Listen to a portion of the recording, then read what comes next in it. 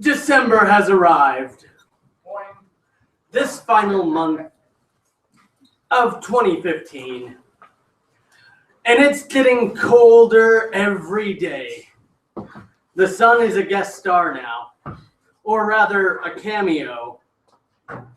The doom and gloom bring us closer together in this back room on this Tuesday. We are here to witness poetry. Yeah. Oh yes, fuck yeah, poetry. Yeah. Poeting their own way. We are here to see something beautiful and different.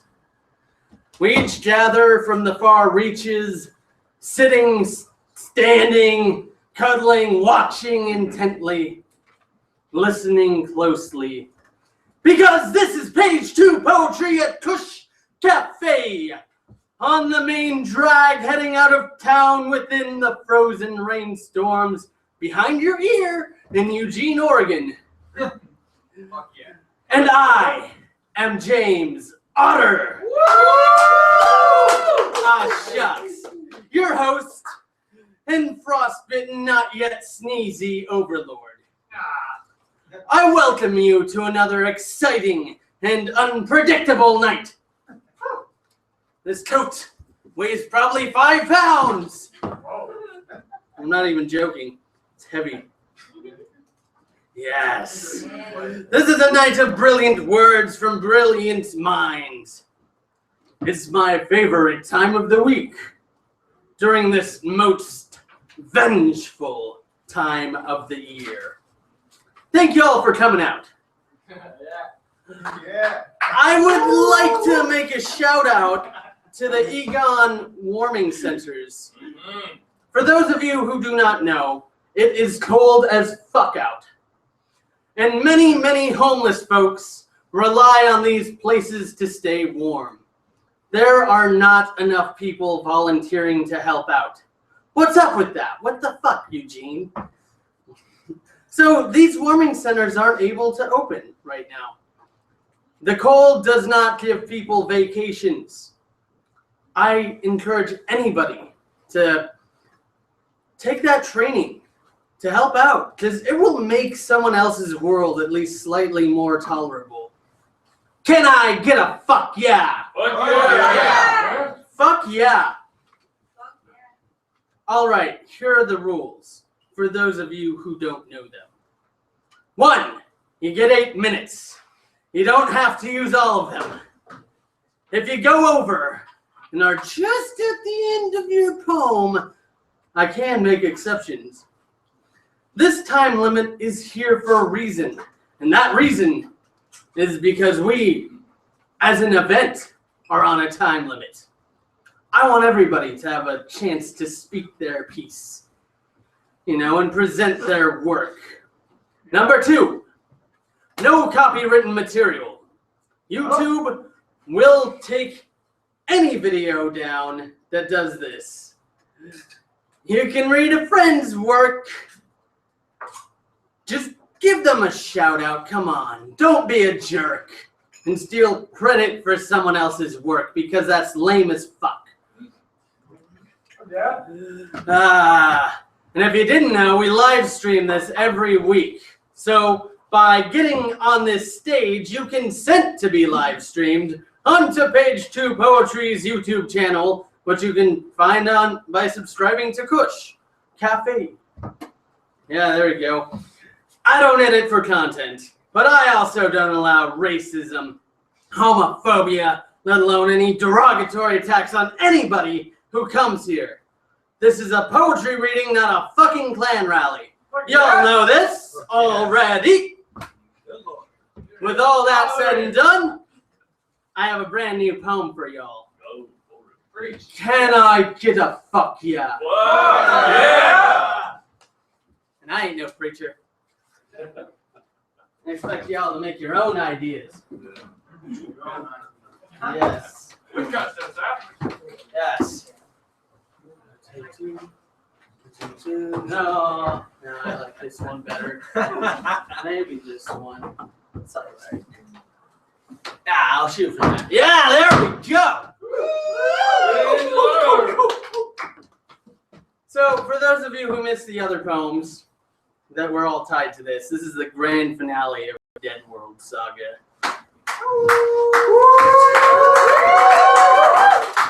It's called Thanksgiving in New America. Thanksgiving dinner in New America. Lost in the forest, stalked by the undead equivalent of a cougar. Sputnik the Gold Nikita breaks his leash. Mira and Peach Fuzz chase the little orange ball of fur, and it's cold and it's wet. And it reminds Peach Fuzz of Thanksgiving for some reason. Or rather, Halloween. Because at this moment, there is nothing to be thankful for. Peach Fuzz resented being dead. He spent hours placing blame in his head, and he was very scared. Dinner will eat ya in a steak eats man type world. When it isn't raining napalm, there are snow flurries, and they suck ass. Is there anything worse than frostbite? No, living with hypothermia. When you're dead and cannot die. Apparently you can still get sick, and it never goes away. Fucking ever. Lost, cold, desperate. Happy Thanksgiving. Peach Fuzz had one turkey dinner in his entire life, and the yams were canned, the cranberries were raisined, and he got into an argument with his parents because they wouldn't let him have his friends over. Peach Fuzz would kill for those times because these woods were deadly. And the only thing worse than death is an immortal wound. Being in so much pain for possibly thousands of years without a chance of being helped. Mira could abandon him. Sputnik already ran away. An injured dog is a sad dog. It whines and those sounds echo off hungry redwoods. Bloody flowers sprout along the path. Black thorns in the ground like dry ice smokes. Keep moving forward because like a dysfunctional family in a plane crash, surviving alone in an angry desert, there is only ever one direction for Warren and Mira. Warren's Peach Fuzz. This is supposed to be Mira and Warren Peach Fuzz. Deal with it. We all make mistakes. Thank you for coming out. Yes. Forward into madness. Because somewhere past all the angry wildlife and the human skin canopies, there is a door in a house with a mirror back into the living world. It could take weeks to find it. And each person's demon will work together to make sure this never happens. Beyond these woods, these cursed, endless seeming dark woods, there is a campfire with a tent, with a sleeping bag and fried chicken on the grill. Because the gods are out there and they are looking out. Peach Fuzz just doesn't know it. And Mira always knew there was something guiding her. Why else would she have fallen under the wheel of that great locomotive, spread out among the safety of an ignored, unoccupied ditch, on the outskirts of a ho-hum dump called Clarksdale? If this supposed god didn't have a plan, an unorganized, cluttered desk of a plan, Mira and Peach Fuzz would have never met. And the rest would still be unknown. Because God works on its feet. And it comes up with destiny on the spot. Miracles can happen. Storms grow like trees. And visions appear in dreams. Follow them wisely, Peach Fuzz. Your friends know you're out there, clawing your way back into the living world. And Mira's brother is going to be so surprised when she finds him again. For now, keep a melting glimmer of hope, because things can get better, even if they seem to only get worse.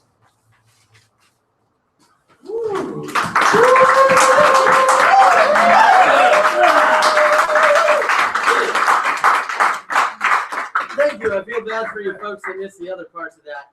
But don't worry, all the canon stuff's done. Or is it?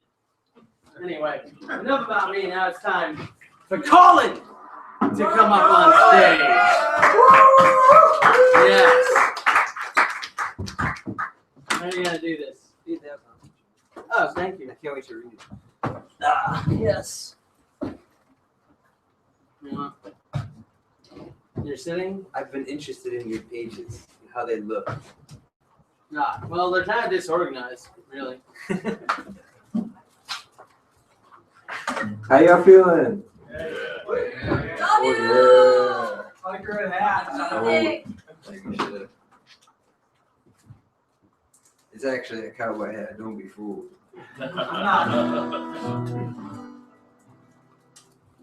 So a few years ago, I was having troubles with the right half of my body.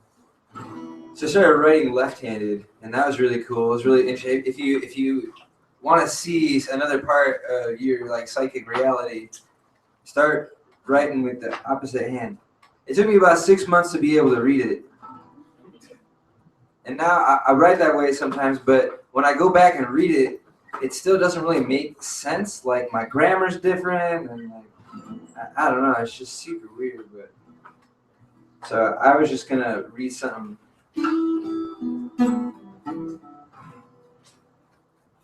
But it's just not that good. I didn't like it.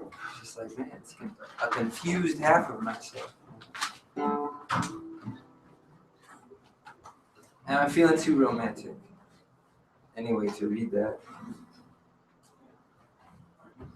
One of the most beautiful and most painful nights of my life was the night I left Illinois. It was late August. Beautiful red sky just at dusk in the train yard. No shit's given where we're going, but we're going. That's the most exciting thing at that point in my life.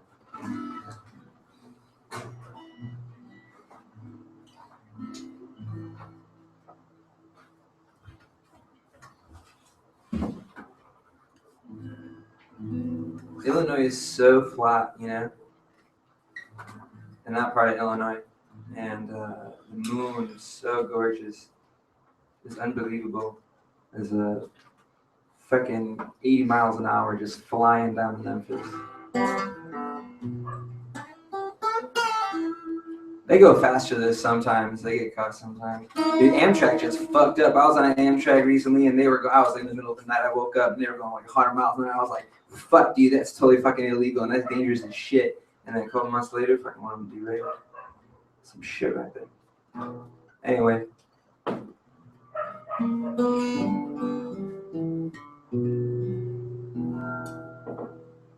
So got into Memphis. It was early in the morning. It was me, another guy, and a dog. The dog was named Zorro.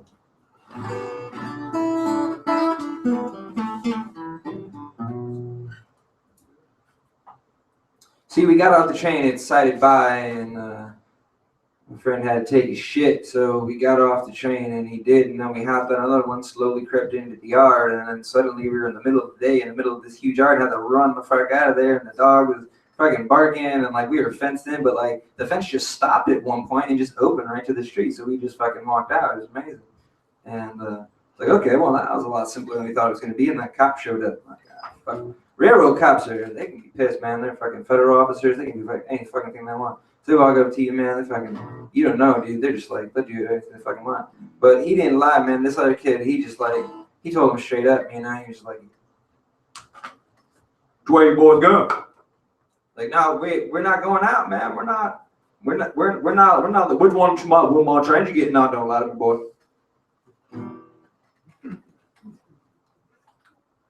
The homie didn't lie, man. He told him straight up. He's like, nah, dude. We just hopped a hot shot. Fucking out of Illinois, dude. Got here in fucking 14 hours, man. It was a good train. We just getting out of here. I'm getting picked up right now. Sure enough, man. There was a minivan flying like a bat out of hell coming to pick us up, dude. It was fucking this old guy, man, his wife, and like he had 13 children, and like 9 of them were in the van, dude. But we got in there, and he picked up my bag, and he was like, "Damn, man, what you got, like 75 pounds? What the hell are you doing with this much weight?" I was like, "I don't know, man. The fucking people gave me books and stuff. I don't know what the fuck's going on." But we got out of the van, man. They bought us tacos and fucking. Anyway, we had been scrapping metal for a few days, and we were just helping out and shit. And then we would play poker, and fucking they would win it all back, and they'd change the game every couple minutes. You had to learn a new game, and they would just keep betting in. And they would just win back all the money they paid us for helping scrap. You know what I'm saying? We were onto it, man, but we were down. You know, I mean, what the fuck you gonna do at that point? You know, they would watch TV for 21 hours a day. It was absolutely outrageous. The 3-year-old Trent, man, he was beautiful.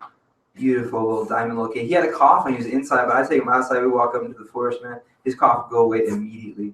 This kid talked in fluid sentences. He understood the world around him. He had a relationship with his dog that was just chained up in the backyard for no good reason. It was just barking like that out of hell. So one day we're cruising around, and this cat walks up on a motorcycle. Fucking huge Harley Davidson, man. This dude's got one arm. He's fucking just like owning this bike. All right, man, that's pretty fucking cool. Tattoos, fucking bandanas, man. He's decked out, you know. He is like ready to fucking live on the highway, man. This dude.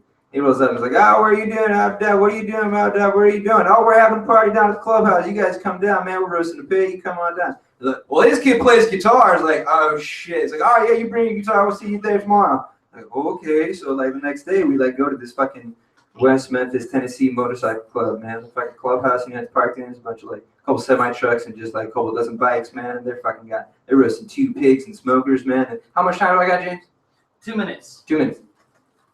So like they're pretty friendly, you know, but like so they were pretty friendly to me, you know. I had big beard at the time too, so like I fit in a little bit as far as that was concerned, you know. So we walked in, man. I had my guitar, and like I didn't even get to look around, man. I was like, "All right, get up on that stage," and it was about here to like right there. But instead of a microphone, it's a stripper pole. And they just had me sit right next to it, and they was like, "All right, start playing." And I was just like, "Okay, all right, just fucking, I don't know, I'm gonna play the same." I literally played the same 3 chords and put like 10 different songs. I lost all my money, but you got it, shit. So they playing for a while. And this one dude, he loved it a lot. And he came up and he was like, "Hey, baby, you want to see some tits?" And I was like, And he was like, "All right, honey." She's a 65-year-old woman, just like, "Oh," he's like, "All right, that's interesting, dude, cultural exchange, man. That's cool, dude. Thanks for bringing me in on that, man. Like, that's special." And the guy who run the place, man, he's like, "You can live here if you want to." I was like, "Shit, man, I'm not." So then they wouldn't let stop. I had to keep playing, and then I got up finally after like an hour and a half, and I went and looked around. There was a bunch of fucking swastikas and fucking people in the white hats, and it was like hella KKK memorabilia and shit. And I was like, "Oh my god, where the fuck am I, dude? This is fucking crazy." And fucking got back up on the stage, and then fucking I just played for 2 more hours. I was so scared, dude, for a while, but it was cool. They were nice, man. There was even one Indian guy there. Fucking I don't know. He was like half Indian and half some tribal boy, but he was really, everybody's really nice, but then again, I'm white. Anyway, 2 weeks later, there's a huge fucking shooting and a bunch of people got shot. And what this guy said. Yeah, that shit was real. That shit got real for a second too. All right. Alarm's probably gonna go off any second now. Yeah, probably. Just keep going. I think that's a good ending to this story.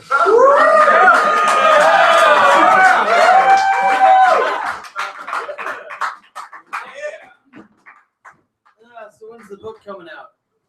I gotta go back and write all this down.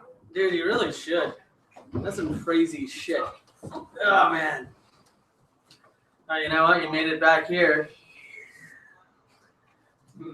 And you got to tell the story, you know. Not everyone gets to tell those stories. Because blah blah blah, something about the sea, you know, dead men tell no tales. Dead men tell no tales. Charles! Come on, Charles! God, man, what the hell type of support is going on? Woo! Sitting staring, just sitting staring.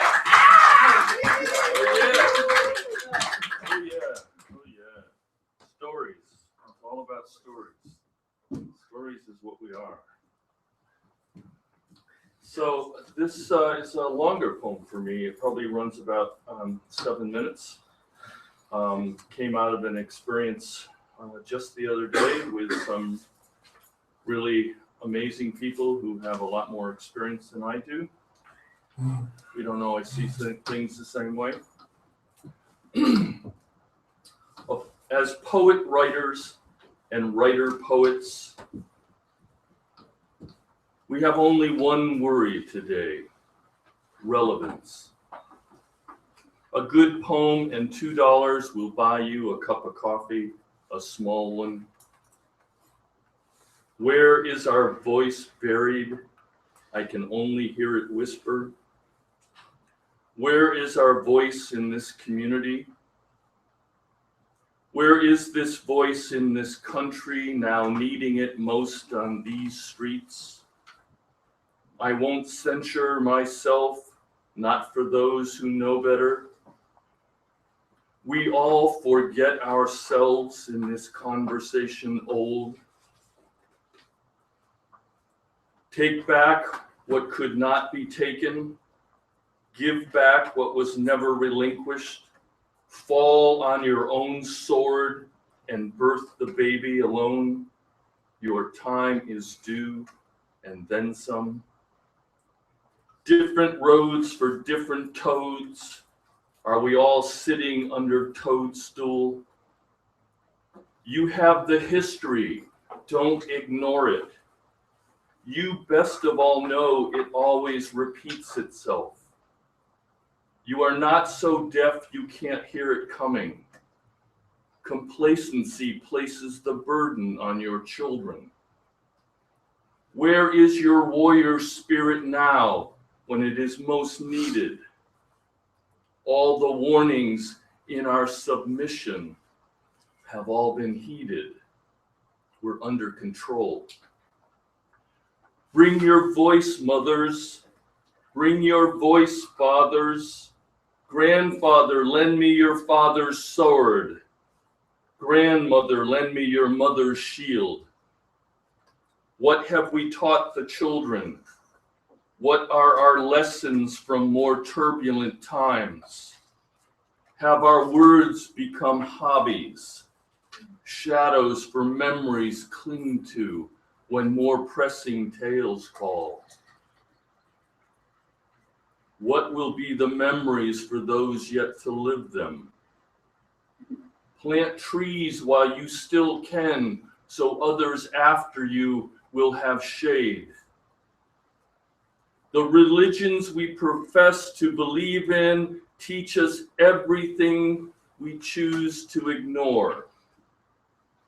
The most educated prove to be the most ignorant and incapable of solving the simplest problems.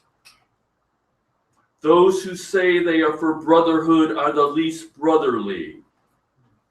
Those who are most secure are the least secure.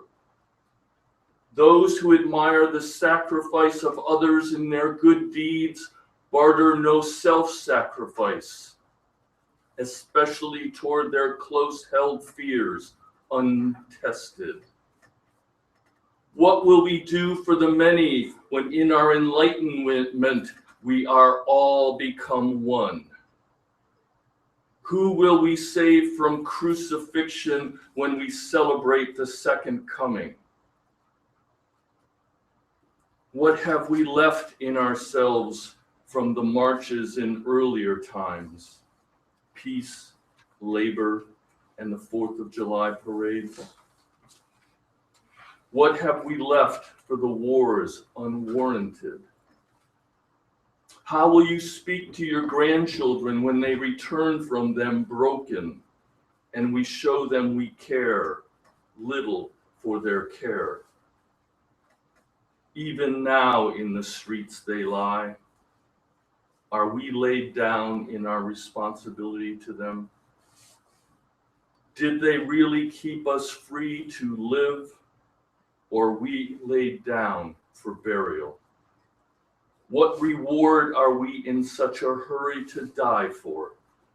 What reward?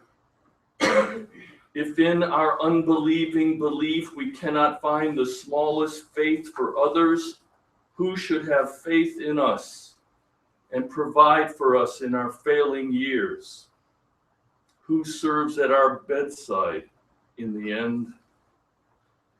Even if we go out in a puff of flash paper and ash, let us go out singing a strong song.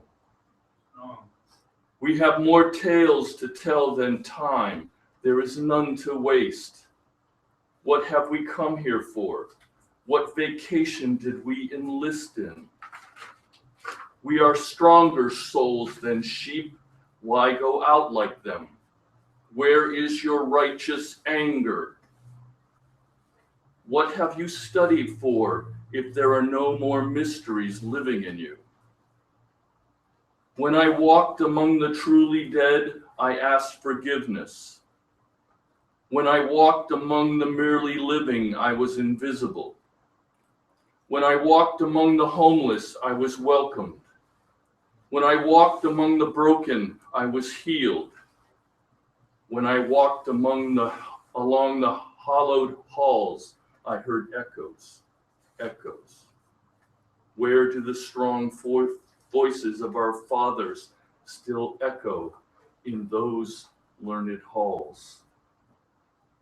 Where are the best educated to find them and bring them down where they need not echo unheard? Even the founding fathers are forgotten, and those rights they signed sold to the highest bidder.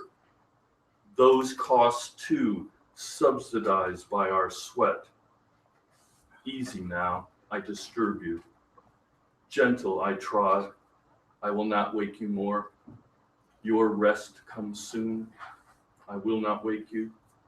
God knows you have earned it. God knows what you have earned. The priest asked the nun, what more can I do for the poor children? And the nun, in her endless frustration and love, said only one word, lactate. And the Buddha Jesus came up to him and, seeing his attitude and arrogance, popped him in the forehead with the flattened palm of his hand. Dusting himself off, he stood up, saying, is that the best you got? Buddha Jesus took out the divine 2x4 and placed it firmly upside his head. No longer bowed, he stood saying again, kill me here now, or let me live free forever. Buddha Jesus had been preparing for this for centuries. He took a turn around, all kung fu, and swung and caught the other's arm at the elbow, and in his they went off walking towards several beers. And laughing. Hafiz called to say he had already arrived at the tavern, had actually been waiting for millennium. Oh yeah, he said, the bill was already paid. Drinks were always on Hafiz. Thank you.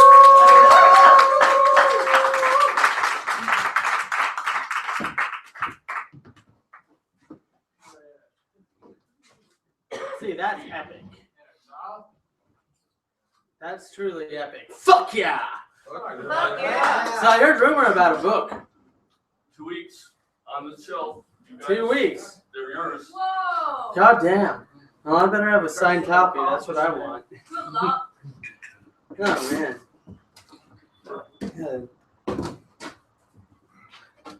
Yeah, so I just had to take a second, take all that in. You know, maybe I should do that more. You know, fuck yeah, I can only say so much. Yeah. I'll take a fuck yeah. Liar. I'll give you a fresh fuck yeah. Anyway, hey Zach, you've been waiting there quietly in the corner. Come on, sir. Come on up here and get loud.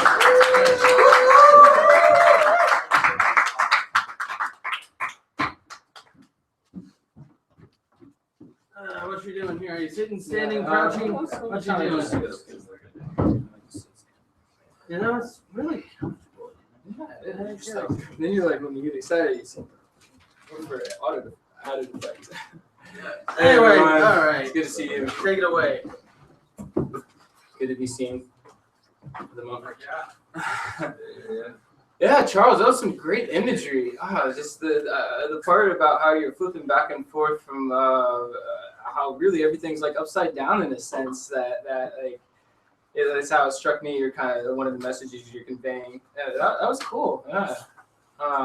And then in Guy with Guitar, it went up to the part where you're like the three song, you know, doing your song and dance, right? And then the lady came up with her tits, and I was thinking there, I'm like, well, when you see one pair of tits, you might as well want to see them all. That's not my joke. I just like to copy things. Yeah. See, the thing I've noticed about like sitting up here is that it doesn't really matter what you say, more of like kind of what it does, but the message you convey that you bring across, because soon enough I'm gonna be gone, and like you kind of remember this, and maybe something will bring you back if something triggers it, and it's pretty cool how that moment lingers, but you're still being pushed through it, and then like you look around, and then you're just like, holy shit, like, oh, hey everyone, and everyone's like, hey, back, and like we're slowly making it. Like I went up to Portland for Thanksgiving, and it was really cool just walking around, like looking at like the tree, and they did the light up ceremony, and then everyone's out there with their family, and then just so many jokes, you could hear it kind of like rippling through the crowd as you're walking through. And it felt good to see something that big, that was bigger than Eugene, because I grew up here in Eugene, and like this is a different. You guys know about the different pockets and demographics, so you're just like, oh, okay, cool. Yeah, so that was that. Oh, man. Had a good day today. I went to school, learned about how we're all racist to ourselves. I think I've said that when I was up here before. But yeah, it was great. Got to flirt with a lot of people, talk with a lot of people. A lot of people watching everybody. That's great. Just being able to observe, not have to really feel like you're a part of the problem, but you are. And then you're like, oh, there's all these solutions. Look what everyone's really doing, and you're just like, cool.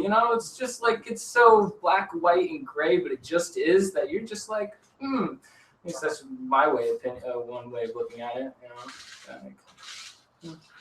Got some stories. You guys like some stories? Oh, yeah. Sorry. Yeah. My manner of talking is a little bit like, we'll go here, we'll go there, but it all kind of like feeds into one in the end. Whatever path you take.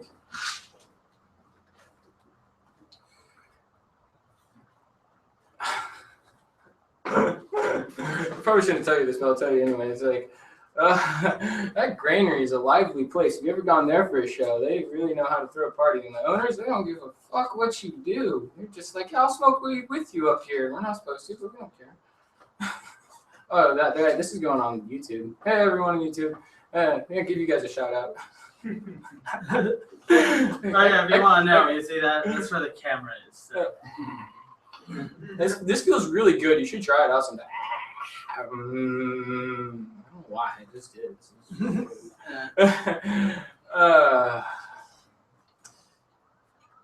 Some of the things I'm just like, it strikes you out of the blue. You're just like, that happened? I was driving. I like to do like those late night drives, like, when you're on a road trip somewhere. And you just get, and then no one's on the road. And I stop for like coffee somewhere, like 2 a.m. And then I look in front of me, there's this group of people, and they're doing whatever they're doing. And then like they turn around, and they look at me, and then they just laugh, and then like they start making out, and I'm like, oh, okay, there's that. That was cool. I'm just like sitting there, right? And, God, just to think about what everyone else has done too. That's what really blows my mind. It's like I got a friend. He was camping with his dad out in Eastern Oregon, and they were actually hunting too. And then in the middle of the night, they woke up and they heard like a rattling underneath their tent. And so they turn on the flashlights and like they look, and then it's a rattler underneath the tent. And they're like, oh, we can't really go back to sleep. That's kind of a safety problem right there. So what do? The good old redneck boys that they are, well, they grab their shotgun and blast it right there. And then what do they do next? They go back to bed. They had to throw out the tent.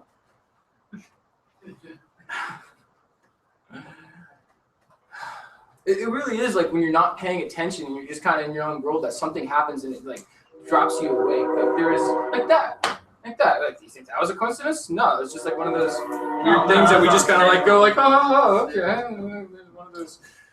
it's an in-between moment. Like another example was I got to work as a lifty up in Tahoe. I had a cousin, he drew me in there. He's like, yo man, come work for the woohoo, let's try this out. I'm like, actually try snowboarding because it is a lot harder when you're not just doing it once when you're 6. and so going up on the chairlift in the morning, they do avalanche control for when they actually get a lot of snow. And I got this, boom, shit falling down, just like right there. And then you imagine with your mind's eye being that snow patroller up there and having to do that, and like what it takes to get to that point. And you're just like, whoa, people do that. Wow, I could do that. There's also like this conundrum that I'm facing about free will and predetermined destiny. See, I'm obviously very much the belief. I'm talking, I can do whatever I want and go blah. It's great, but I guess we just kind of go with it. And we all just kind of help each other and figure out the best way to survive. Maybe, I don't know. I don't want to preach at you, so I'm gonna get off the mic.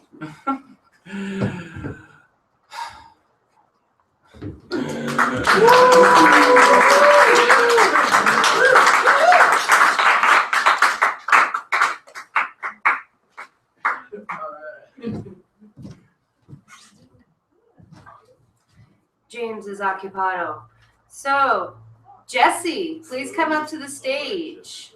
Come on,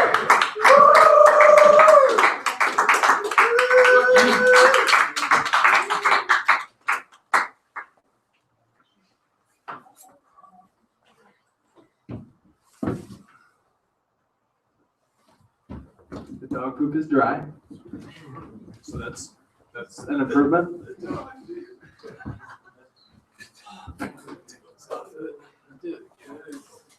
This is a ritual now, apparently.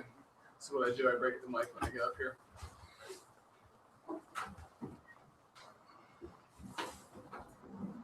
Okay.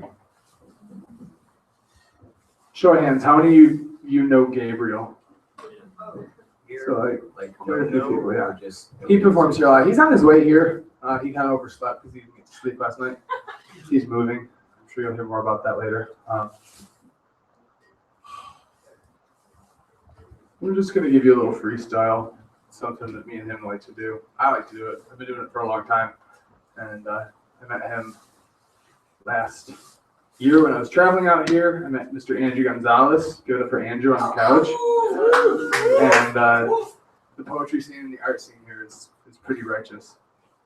And you're a bunch of righteous babes, so thanks for being there. Thank you.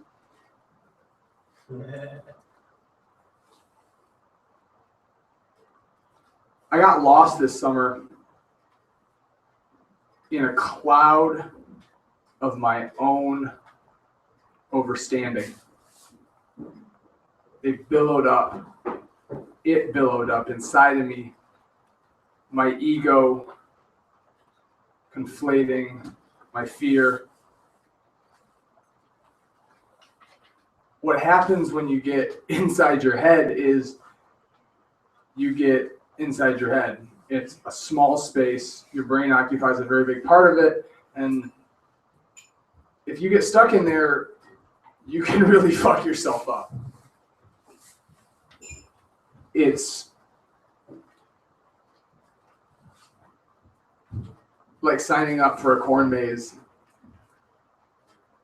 and then realizing that, oh, someone put a lot of time into making this really, really difficult. I got lost in my own sense of self-worth, giving my power to people that I thought I could trust, and then realizing that the only person that you can trust is yourself. Fully, that is.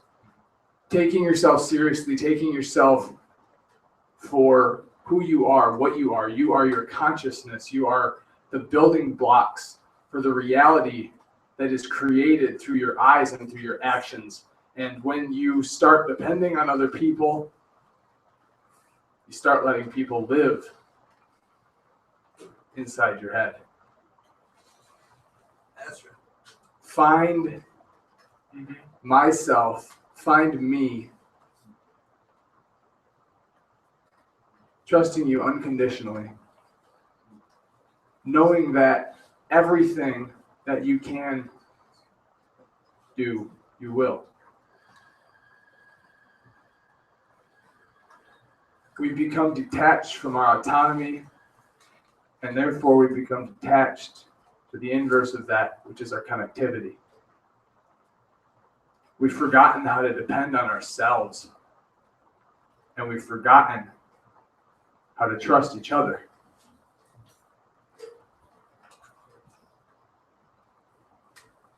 I forgot how to trust myself when I got lost in my head. Luckily, there are people in your life that are just real enough and just honest enough with you to call you out of your shell, to give you a part of them, to give you their trust in knowing that they believe in you enough to help you find what it is that makes you whole.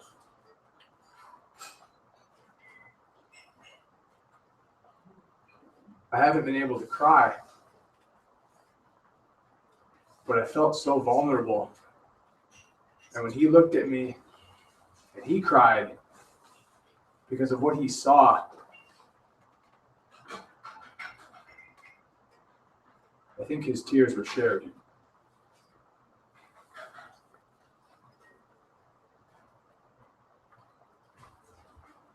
I can feel my heartbeat again now. And it feels like purpose. I read something the other day that said enlightenment is more about the present than it is about some attained state of consciousness. That inspired me to think about my moments, my actions, my existence as a gift. Yeah. I want to take myself a lot more seriously. I want to give way, way, way, way less fucks.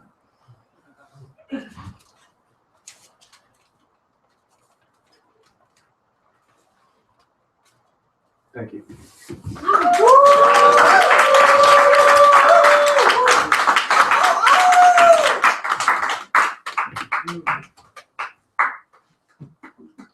Thank you. Yeah. You know, this is important stuff to think about. Unconditional trust. That is something that I'm going to be thinking about. Fuck yeah. Yeah, fuck yeah. All right. Jacob. Come on, Jacob! Come on up here.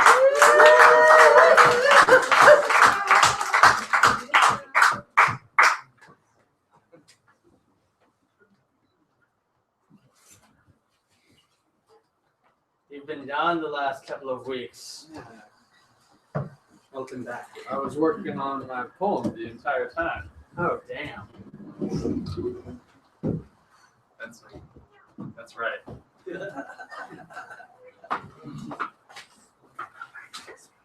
Okay.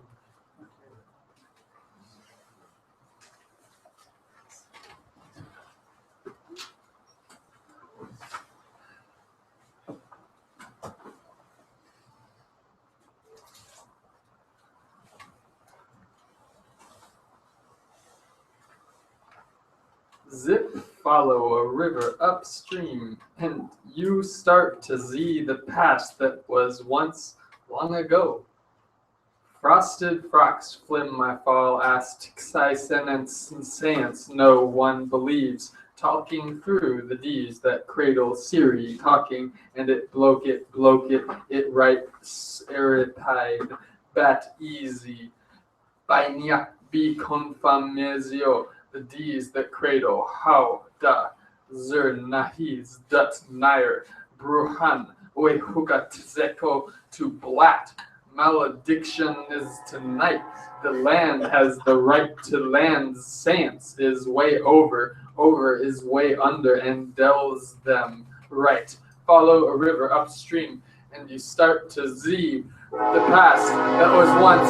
Follow a river upstream and you start to see the past that was once long ago. Long ago. It all tips in order, yadam duck, dear duck, I'm go like foot meat dells, mid forest stories of heavier fullers and heavier flow. Zeon's clown, Zach, until never know which bloke it writes bloke it all of its right tonight. So many random ooze down the medicines to fire our peaches in the sleeps that didn't mother. Whiters loathed it back to sun. Love some mo. Ho lever if or revs you want half ride tonight. Follow a river upstream and you start to see the past that was once long ago. The D's that cradle foe the Hillier asked Homer to the fucking ass fight to buy and spilling over and get over and spilling over and get over Erling over defo and spilling over and get over. Fuck, let's try tassels and her hair tonight and spill and sand spilling sober spilling over G over ing over Van Helsa Lord on beer. Follow the river upstream and you start to see the past that was once long ago. Me, I ain't shit last night. The huff cough the rest of the best bass and follow the river upstream and you start to see the past that was once long ago.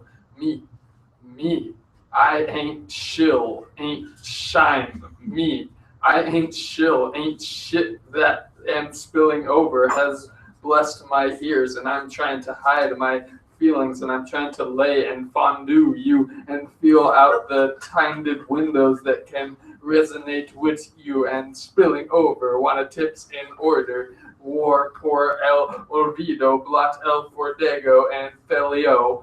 The thoughts drain from the front of my skull, forming not one but two AS loads that was I want my mind to shout to blat, cursing all above and rainbow down a thick ice of indiscretion that generations to come from the generations that may be shit now, truth be but never maybe, and will never love or live. These fucks like this here less self-thought stood tall back where I'm human to see what their lives might have been. If only the tide turned differently for all that might have been like the differently that the tide would have foreseen.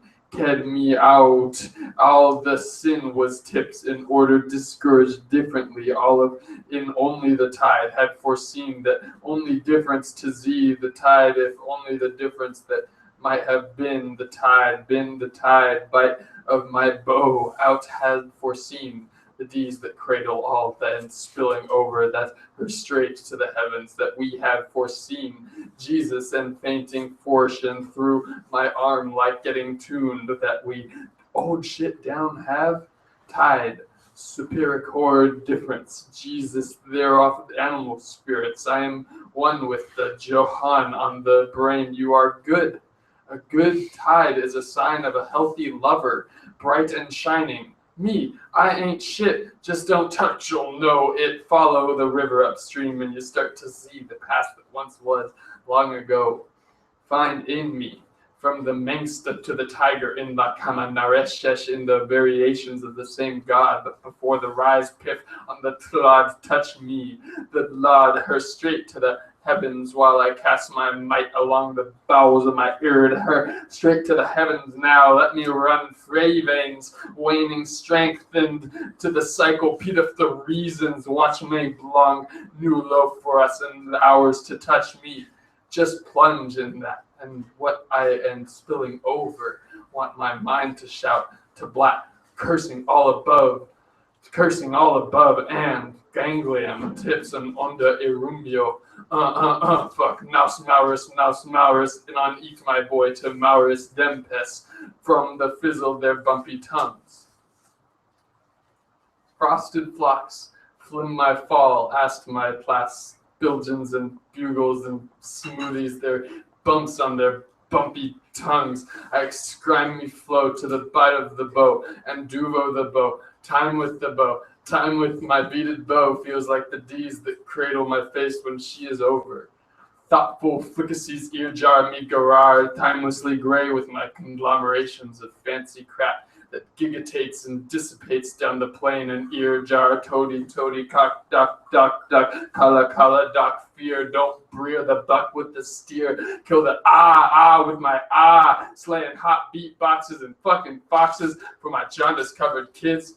For what eats us? For ear. Todd Diamond gets my girl into his following cock, rada, rig dig dimples on my mama's ear. No, officer, lacking my papers with my collapsing lack of papers, tends to put spum kids in back seats for a full faded Euro ear. Talk to cops.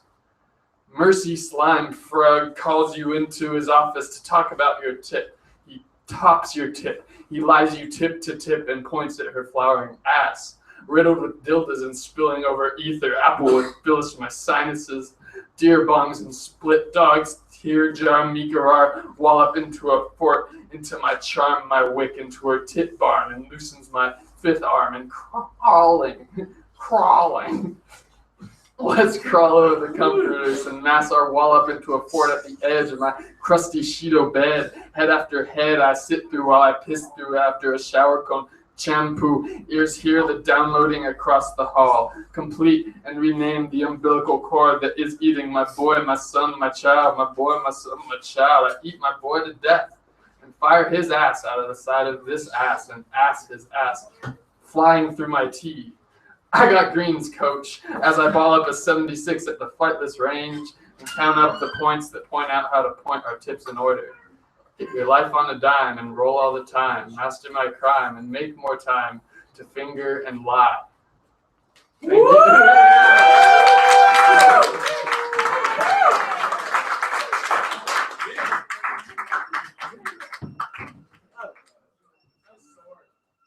Yeah, I found it. Get that out of here. Don't tell me what to do. I'm the host. I'll put that in there. No, that was fucking awesome. 2 weeks. That's dedication. Well done. All right. I don't have anything. There's no such thing as freaking. There's no sword. There's no sword. Don't ever bring it up again. No, I don't care. I'll stop. No, I won't. Andrew, come up here. Come usurp the stage. God. See, you're in a coffee house. You're kind of expected to get hyper. Am I right? Oh, yeah. Take it away there. You look. When listening to Beethoven, I have struggled with how to let my imagination go in a way which would honor the art I am listening to. But I have found I feel very coordinated with the Seventh Symphony when I imagine the ocean. Rivers and seas of the world are made of curves, bending and bowing along. Their currents circulate not in a straight line, but not in a perfect circle either. All moves and swirls and rushes unevenly, out and back in, no ebb, no flow, no flow, no ebb, that symphony of matter. Ponds like intervals of silence, waves like bumping baritones, The storms which have sunken many ships are each but a single chord, and when all the chords are played together, time becomes a musical of moments, and space becomes a mirror for consciousness, so that every ship which made it home and every ship whose last occupants were silenced amidst their screams and prayers erupts into this tune no creature can resist. The symphony, like the seas, must sway, that is to say, must change, must increase and must decrease, must proceed forth and draw back from. But in this, there is a rhythm. It builds up into a crazy frenzy and then releases, resolves into a humble but distinct clarinet. The seasons pass between movements, and the same trees which you saw die are brought to life again, and the same faces which you saw cry are smiling again. Nothing is shown to be fixed, but in the seasons there is a rhythm. In life and death and sickness and health, there is a rhythm. Ah, yes, that makes some sense of the ancient traditions venerating cold and warm times of year. Come now, let us declare sacrosanct in song the rhythm, the river, the ocean, life, death, no exceptions. One metaphor for God may be the potter. Another metaphor for God may be the conductor. One metaphor for God may be the architect. Another metaphor for God may be the ocean. To God, the conductor, every instrument and note has its place. To God, the ocean, there is no river which will not find its way home. Each painter of landscapes and seascapes must be skilled at being imprecise. Several things they know they will never have to paint. Perfect circles, squares, triangles, rectangles, straight lines. All of geometry is of no use to them because apparently the creator doesn't have a ruler or know very much about math. And the painters of portraits must always work with a lack of symmetry. Investigate the faces of everyone you know, and not an individual will be perfectly symmetrical. Coincidentally, authorities on beauty say the closer to symmetry, the more beautiful the face.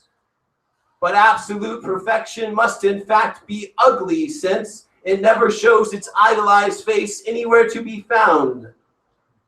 The carrot on a string is oh so very tantalizing, but if ever fully achieved, perfection is actually quite boring. All the bumps and curves and grooves and wrinkles of the world are but beauty marks on the incredible canvas of now. The humans and the other animals and plants and germs and atoms form the choir. We produce in beats microcosms of ourselves, pumping through our veins. There is an undulation, for instance. Pulse increases with happiness and stress. Pulse also decreases with peace and relaxation. Faster and slower, blood courses to the heart like rivers flowing to the ocean. And I can't help but think that being in the womb, surrounded by this kind of body, is best described as an oceanic feeling. And that there is some similarity between the beat of a heart and the beat of the ocean and the beat of a drum, which teaches us a primal correspondence. And even in the sound of traffic, I suspect there is a bit of music that is left. Streets, veins, river canals, all connected. That is the oceanic feeling, to have the sense that you are totally connected. When you think of a body in a body, it's easy to see how this is true. But each of us is a son or daughter of sky and water and land, sustained by the body of this ecosystem you are a part of, and that is a part of you. We are not thoroughly distinct from the ocean, and the oceanic experience is not irrelevant after birth. It is where spirituality and our treatment of the earth intertwine. To this uneven but balanced world we belong, not to the world of circles and triangles and squares and straight lines. So when looked over, all our intellectual, psychological, and physical imperfections only show us that we are a part of the real world. Presumably, many universes have been created and destroyed since the essence of rhythm is repetition. Nature is space inside space inside space inside space, and bodies inside bodies inside bodies inside bodies, and beats inside beats inside beats inside beats. In Beethoven, in the ocean, in the heart, in the arts, in traffic, there is a resonance which resonates. That may be the best way to describe a good symphony and the oceanic sensation, as a resonance which resonates. Why does the resonance resonate? Because it was rumbling in our ears before we ever heard it. And we rumbled with it long before we had ears to hear, or a self-consciousness to reflect upon what the song might mean. Thank you. Oh,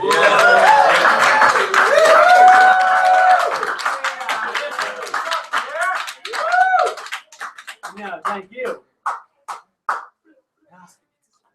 This is a good night. Yeah.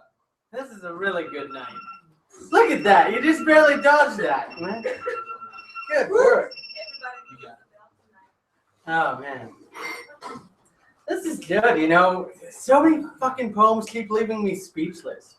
I don't know what to say. You know, I'm moved.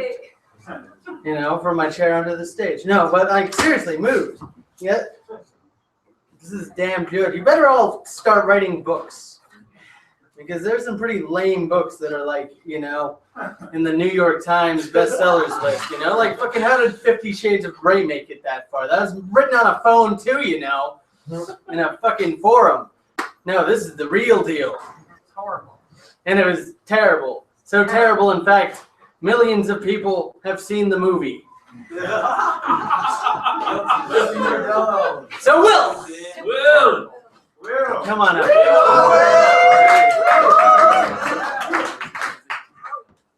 Sitting, standing. I'm gonna stand. Is that there? Somewhere.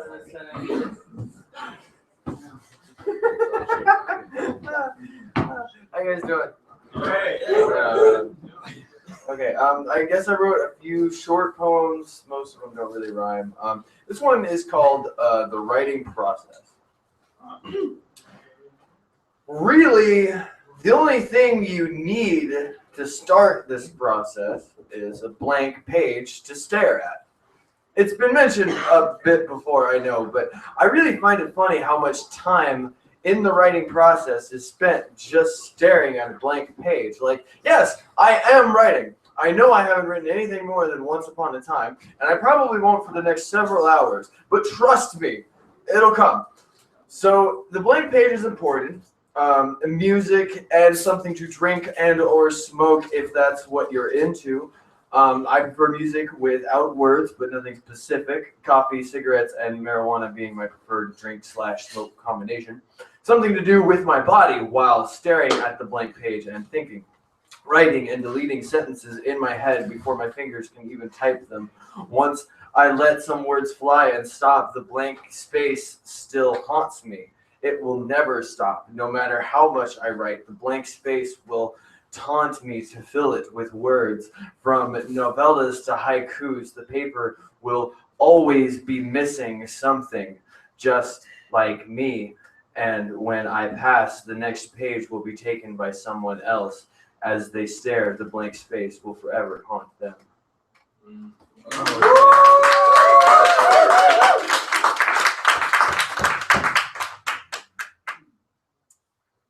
That's what was called. So I've been thinking about it. I am a hair over 25. I didn't start growing chest hair until about a year ago. I work a minimum wage job in fast food, but live in what I consider to be a very nice house. I'm moody, still messy. I don't think the nerd in me will ever grow up. Just get better consoles. It's almost like I'm going through a second, more depressing puberty. I think I only perceive it as depressing because I'm not getting any fucking taller. Well, maybe not only, but that's a good start to the why. Discipline can be one of my largest downfalls. For even I see myself as an authoritarian figure. Thus, it seems every chemical in my body was designed to fight the authoritarian. But that is a defense mechanism for ignorant school teachers I no longer have to deal with, and police officers that, don't fuck with me anymore now that they have no profit in profiling stoners. The authority I reject is my heart guiding me in the direction that will result in short-term consequences I view as being less severe than the consequences my current path leads me towards. That's pretty much it. Yeah.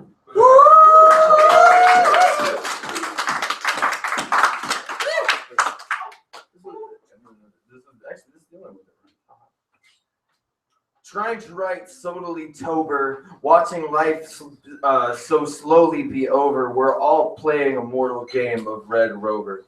A four-leaf clover in a bath of our sins. Nothing is ever given, even for how much we give. When the goal is to live, it's safe to say I think we miss the mark, kiss the spark. We find bliss in the start because the more real everything seems, the more comfortable we feel.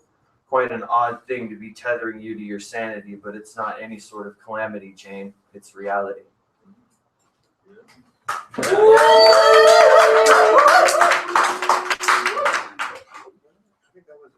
Yeah, that was it. All right. Thank you, guys. Love you very much. And looking forward to see you next Tuesday.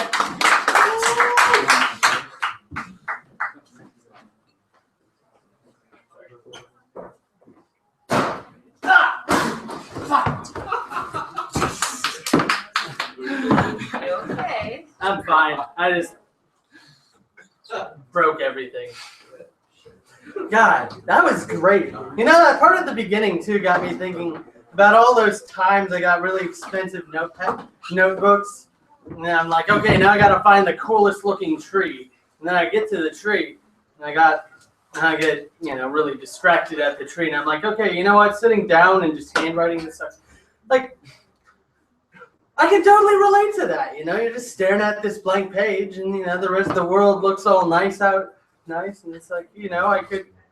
Then I got a laptop because it's easier to type for me than to handwrite. Handwriting actually hurts. This is the most handwriting I'll do every week. Everything else is like click-clack.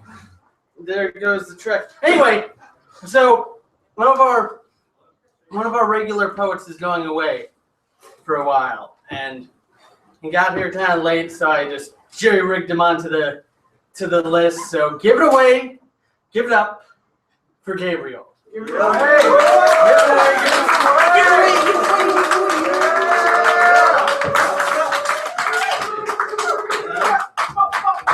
Because we love this guy, and we want him to be safe. And come back. And to come back, you better fucking come back. I I'll don't fight you. I don't want to have to go looking for you in the Andes. I'll have to come with. Not. Please not. Yeah.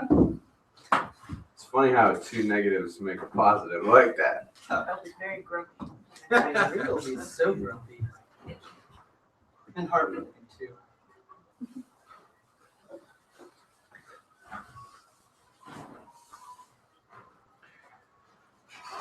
At 5 a.m. this morning, I was cleaning a bathroom. I was really getting in there, riding the curvature of the toilet bowl as if it were the curves of a lover, with the same amount of care and attention, gratitude, love, and respect.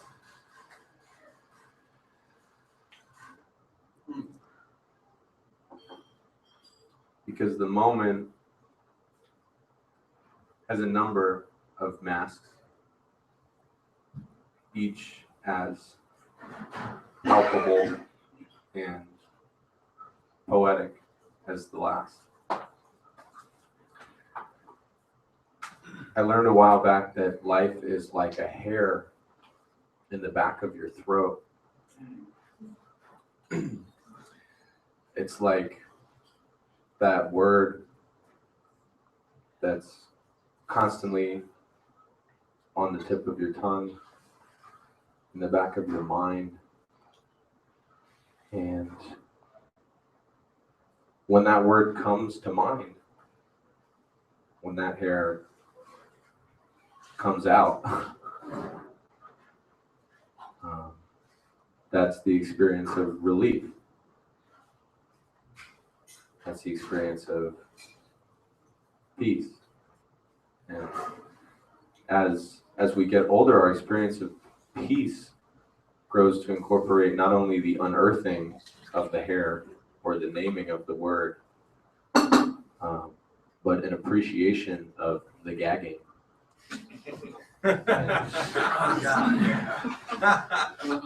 An appreciation of the frustration before the word emerges.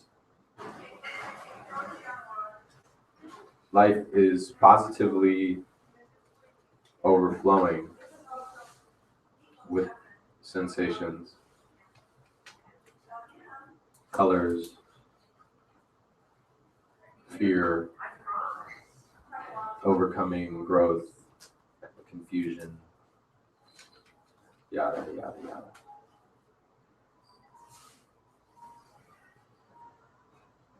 And the game, if you can call it that, if you believe that sense of humor is a virtue, is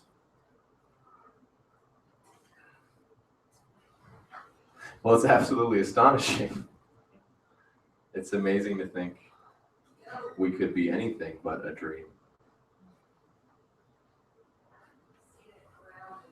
Don't you think?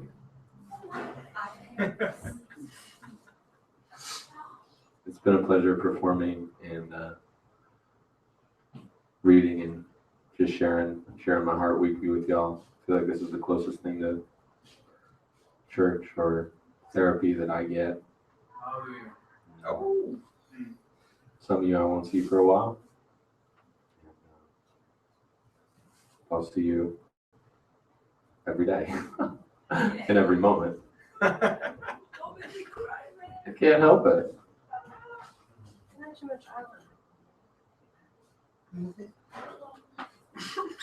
Yeah, so the next time I see a butterfly or I'm cleaning a bathroom, I'll think about you. I'll think about your mom.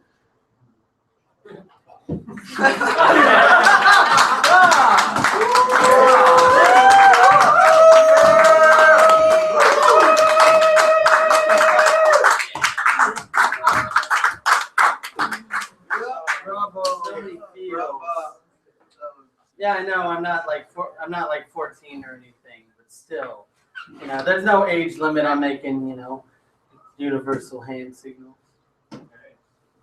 God, seriously, be safe, man. Be well, learn well, and kick some ass. Because your poetry is gonna be missed, and your presence is gonna be missed. I love you, James. Ah, shucks. I love all y'all. I especially love her, though. Come on up here. Miss Bridget. Miss Bridget. Wife to be. Sorry, Aww. she always shows up when I least expect it. I would make a really bad stagehand, so I hope that's not what you're trying to get me. Oh no, I'm not. I just wanted to do that anyway. Yeah, look at this eye makeup. This is cool. She's got these little hearts here. She's very talented. Anyway, now that I've embarrassed you, go back to hiding. You guys are so cute. Oh, jealous. I'm looking right at you, Eric. Or That's fine. come on up to the stage if you're ready. You know, you told me earlier you needed a little bit of time, so I delayed. There we go.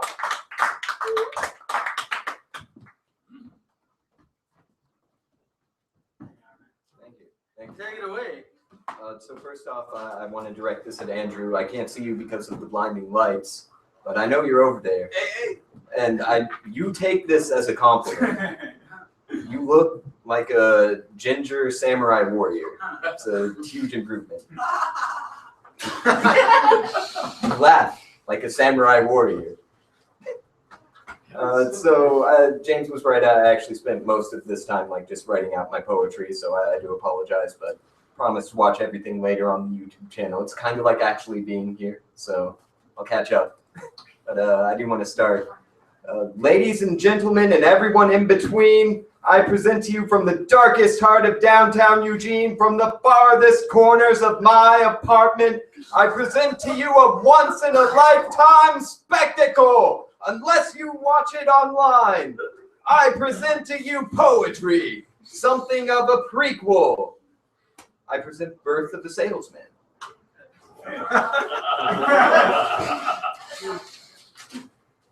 I used to be sad. I used to be sad, never knew it. Until happiness. I found happiness did undo it. I let the light into my life.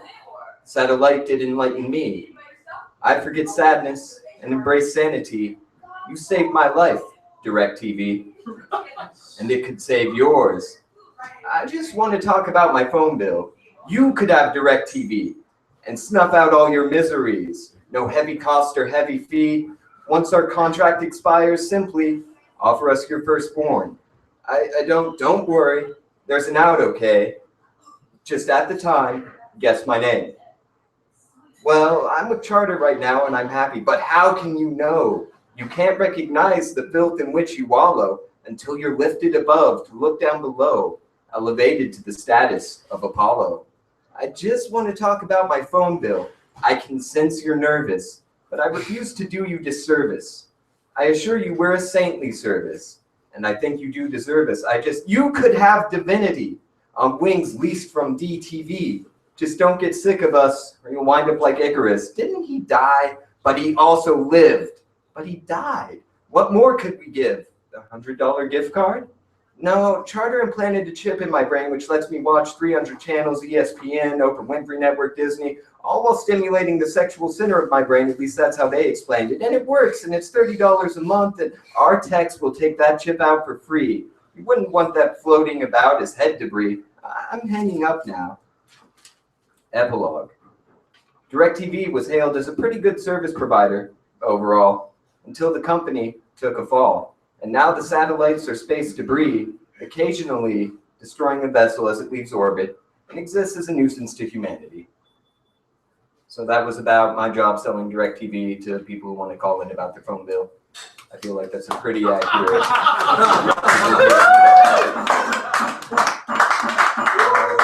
Got another poem. It's called These Carts, a poetic reflection on philosophy.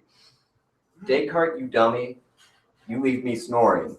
It's not a priori, triangles having three sides. No one's born knowing about points and lines and God, and shut up about wax. I'm gonna be honest, you're completely whack and lame. I'm glad when people mispronounce your name.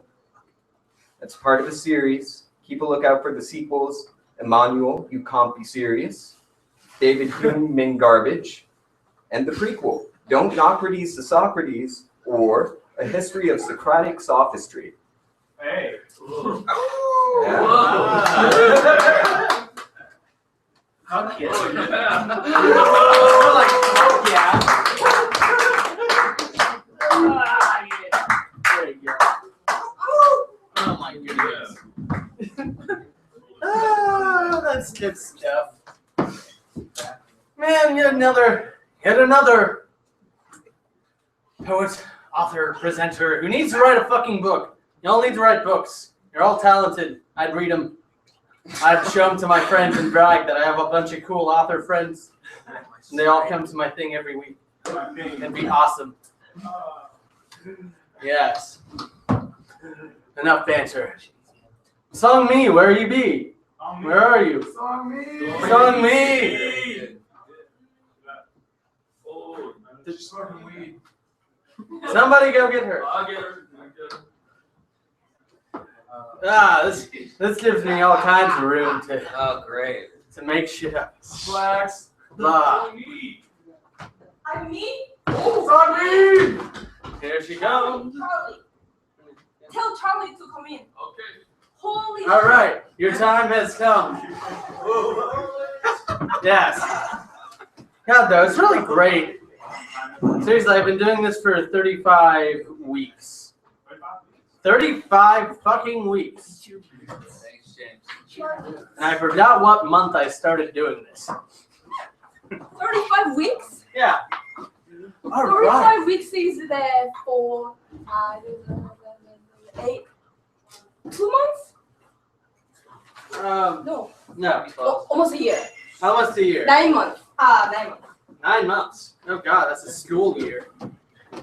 Best kind of school. Is it? Don't go. I haven't gone Yeah, to I don't have to do yet. any homework. I didn't do any homework. My mom did it for me. She's like, God damn it, you're so stupid. You don't even know that? Let me do it for you. And I got F's, everything else. All right. So, oh, hello. Oh, is it there? It's there. Oh, oh, oh, oh, oh. Oh yeah, that whole thing. Oh yeah, when you guys all thought I fell down, I lied. I just stepped on something that was really loud. You can step on me 20 times. Step on me. No, I don't step on people. It's okay. All right, Stepped on a lot. you got what you need? Yes, sir. Okay, cool. In that case, I'm gonna get I'm that gonna timer. sing for you some little song. It's a Korean traditional love song. Not a good singer, but I try.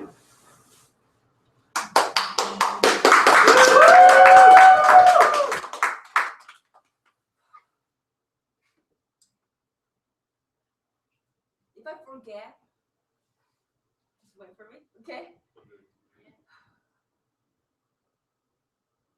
My mom sings this song. She's an opera singer, Korean opera singer. 둥둥둥 내 사랑이야 사랑 이로구나 내 사랑이야 이리 오너라 앞에를 보자 뒤를 돌아라 뒤태를 보자 둥둥둥 내 사랑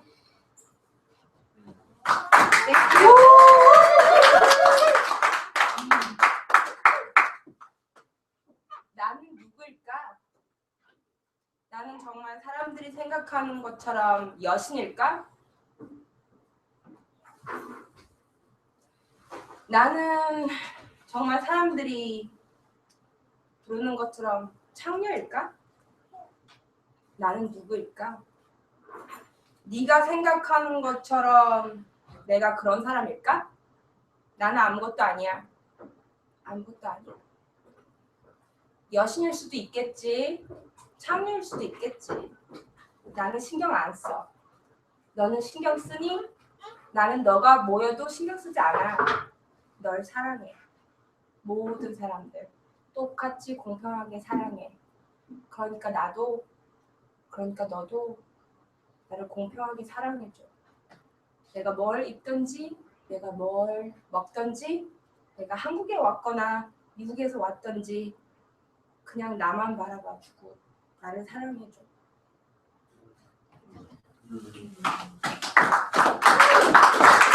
Thank you so much. everybody. I will love your friends. I will love your mom. I love your dad. I love your siblings. Trust me. I love your friends' friends. Yeah. Oh. Yeah. Yeah. So, have you ever heard of this? We all have the same experiences at different times. If you can't understood me now, you will someday. If you do, you would have been where I am now. I am so sorry. If I haven't about you, I'm not there yet. But if I say trust me, please trust me. And there will be understanding. I am here all alone. I am naked. You hear me? I am naked. I have nothing to hide. I am love, light, beauty, the ugliest, divine, sharing the same root as devil, the shadow of the goddess. There's nothing to hide. I'm not afraid of death or anything worse. I don't believe in time to adjust to me. I'm looking at you, so trust me. Please trust me. Please trust me. The last thought of mine is this. Why? Why do people hide when they can be absolutely honest? You can. When you can. Give pearls to people who deserve your experiences and wisdom. Thank you and bless you. Love you guys all. This is the place I belong, and I appreciate everybody. And I wanted to just like share this writing with you guys because you guys are so appreciated. As I am appreciated here equally. Thank you so much. Thank you.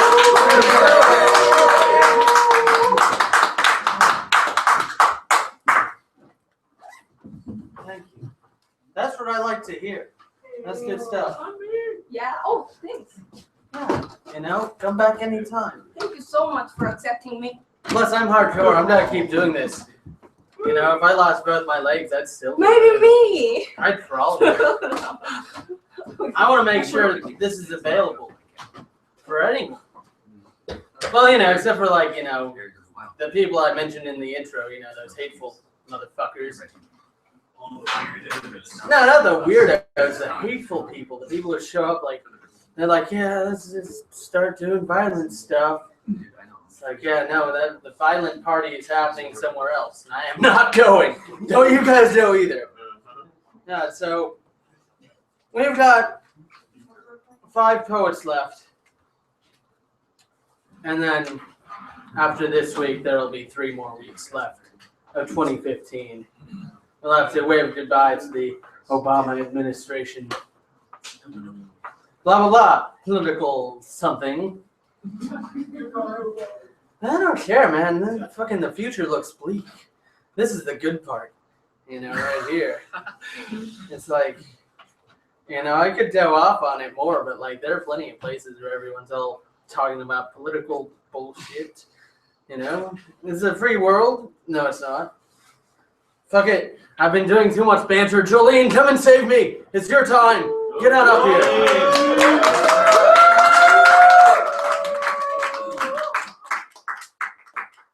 Yeah.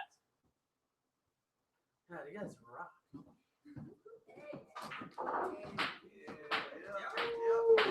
Hey, I want to do this.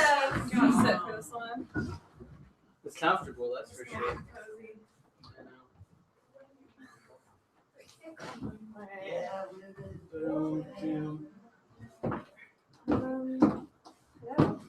Hello. I have some heavy stuff to drop tonight, y'all. I'm gonna share this crazy healing trip that I've been on. Here we go. I'm gonna do it fast because I only have 8 minutes. All right. There you go. Long. I was sexually assaulted at the Oregon Country Fair 4 months ago. Living out of a backpack, I pulled myself up by my bootstraps and made a report. I did what many women aren't able to do and made my attacker responsible for his actions. I found healing through art, poetry, and an incredibly supportive community that has raised me up to the point that I feel safe, if not called, to raise my voice into the recently rather male-dominated discussion of sexual violence. I wish I could say this kind of thing had never happened to me before this summer, that this sort of attack on mine and my sister's and brother's body was rare, that it only happened in a dark alley with a creepy stranger who was swiftly and justly dealt with by the law, but that is a silly notion perpetuated to make us assume we are not capable of such monstrosities. In reality, the majority of sexual assaults occur between acquaintances and fall into large gray areas blanketed by lack of education around consent, and because we live deep in the thick sewage of rape culture, most sexual assaults never are actually called that or reported. It's swept under the rug as puppy love gone wrong, it's socially trained entitlement, liberation abused in the name of free love, it's porn, it's power struggle, it's gaslighting and the friend zone, emotional cornering and manipulative coercion. And most people who experience something like this drag around their shame like a broken arm for years. Without words to define the immense pain they feel, dropping pieces of themselves along the way, accepting shame, accepting love at low frequencies because they don't think they deserve anything better. The word rape falls heavy as an anvil in our stomachs because most of the time, the physical and emotional violations laying across our bodies and hearts do not qualify as a legitimate crime. We are made to feel that unless we were tackled to the ground at knife point, we were asking for it. There's no safe word when talking about our experiences. There's no warning before the trigger pulls itself and you are alone in the dark. There's no battle cry after the war on your body. We're silenced, frantically pulling at tangled strings of words in our stomachs, trying to make sense of it all, trying to sound out the wails of our broken hearts, while simultaneously expected not to make anyone uncomfortable under the weight of our truth because it might threaten their masked reality. I realize this makes me sound angry. I am angry. Oh, yeah. But as much as I believe we all suffer from a separation from our Divine Mother, I believe there are people in this room trying to make a change. And I believe we should all be able to feel safe in our bodies and in our communities. And I think it's really important to open and hold space for more women to raise their voices in this way. I'm not irrational, oversensitive, or failing to appreciate gentle-souled men. I'm just sick of being assaulted, preventing, recovering, worrying about it happening again, supporting others for whom it has, and trying to educate about it. Yes. I want more people to recognize that for them, while it may be a discussion, for many it is a wound. And I want to encourage deep, active listening to the stories of survivors. I'm tired of seeing loved ones shattered by this crime. I'm tired of explaining, of being the mouthpiece for so many silently wounded souls. Half of survivors will suffer from post-traumatic stress disorder. Rates of depression, alcohol, drug abuse, and suicide go up after assault. This is why many of us don't want to have the conversation about it. We just want men to stop hurting women and other men. Not all men, the ones who rape. And yes, of course, for the women who rape to stop as well. Sometimes I really resent feeling that women are responsible for the tone of this conversation. As if recovering from the experience is not enough, we are criticized for not waving cheerleader banners for good effort, perfectly are aligning our words to be tender and unoffensive, or giving thumbs up likes to the men brave enough to think out loud about it. I obviously have a lot of feelings about this, but I'm not standing up here trying to raise a reaction or a discussion. I'm up here because we hold a safe space for expression. And in the past few months, I've begun finding words of healing and strength that I want to share with you all. Rather than continuing to bemoan the lack of female voices in this discussion, I'm choosing to raise my own. This is a letter to my former self and anyone who has felt isolated by the experience of sexual assault.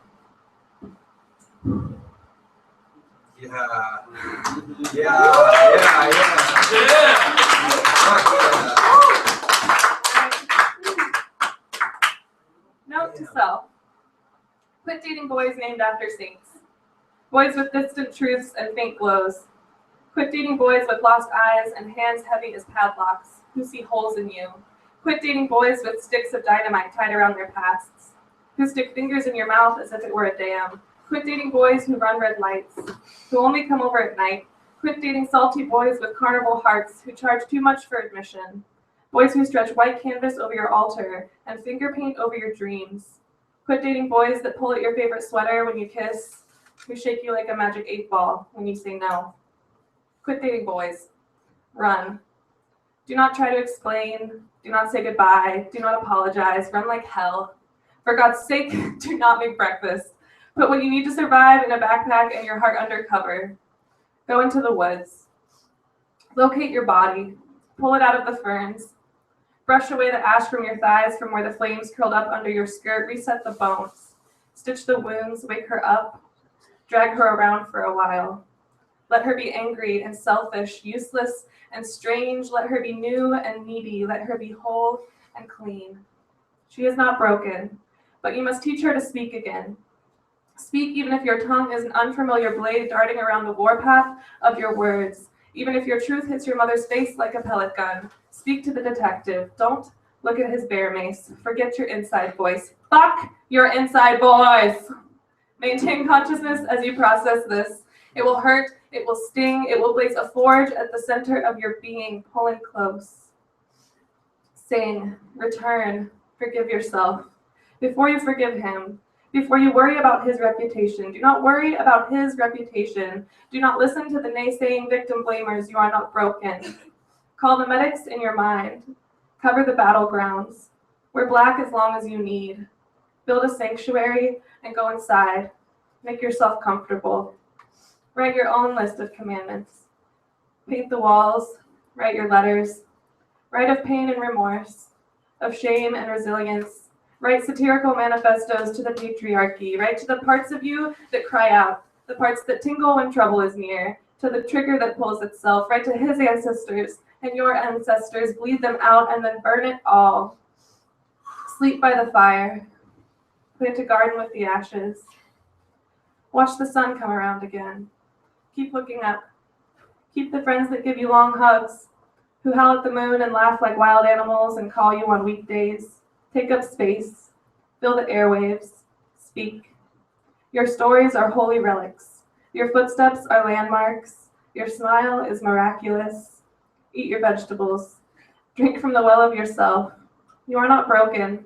You are not lost. Your dreams are still a roadmap. Let your flesh crack. Let your soul grow through the dry concrete of your victimized identity. You are so much more than a body. You are an earthquake, shaking yourself free. You are the zookeeper with buckets full of raw heart meat and a ring full of keys, deciding which beast to keep fed and which to set free. You are wild and vibrational. You are intensity, just as much as you are deserving of caresses and a bedtime story. You are patient and free-willed. You are consciously climbing up the steepest hill. You are disturbing the untested, undressing worn-clothed blessings and collecting your dues from times of testing. You are resting exactly where you should be. You are stretching out lethargic in the folds of your own destiny. You are so much more than a body. You are the goddess this temple was built for. You need not beat down the door. Let yourself in. Begin again.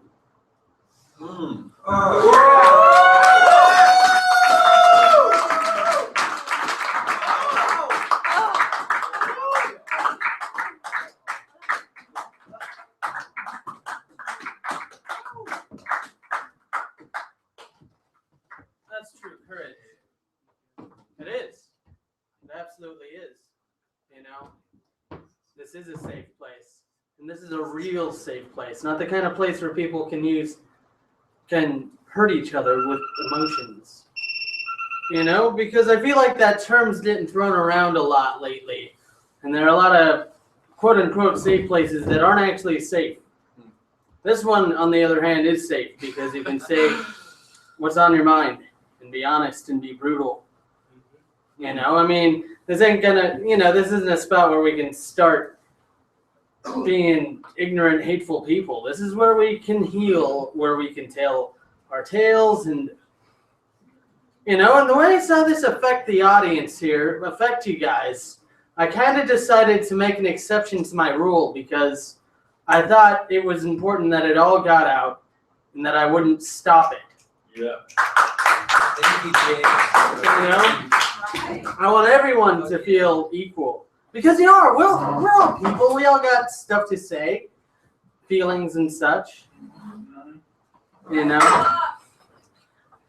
And, like, honestly, you know, this is one of those situations where I figured, you know what, it needs to come out. You know, I do make exceptions for this reason because it's like what makes the order anyway, you know, what really does. I love you guys. And you know, I admire that. And it does take a lot of fucking courage. You know what? And fuck them. That's all I gotta say. Fuck them in their tiny, tiny, ignorant little hearts. Because this is where the real love is. Ow! Yeah. Anyway, Charlie, come on up here. Giving some love. I believe this is your second time reading now. That's correct, sir. Yeah. So thank you, James. Yeah. So I wrote this and I really wasn't happy with it and I wasn't going to read it. And then I was kind of inspired by everyone who read and everything that I've heard. And you guys, everyone is so accepting.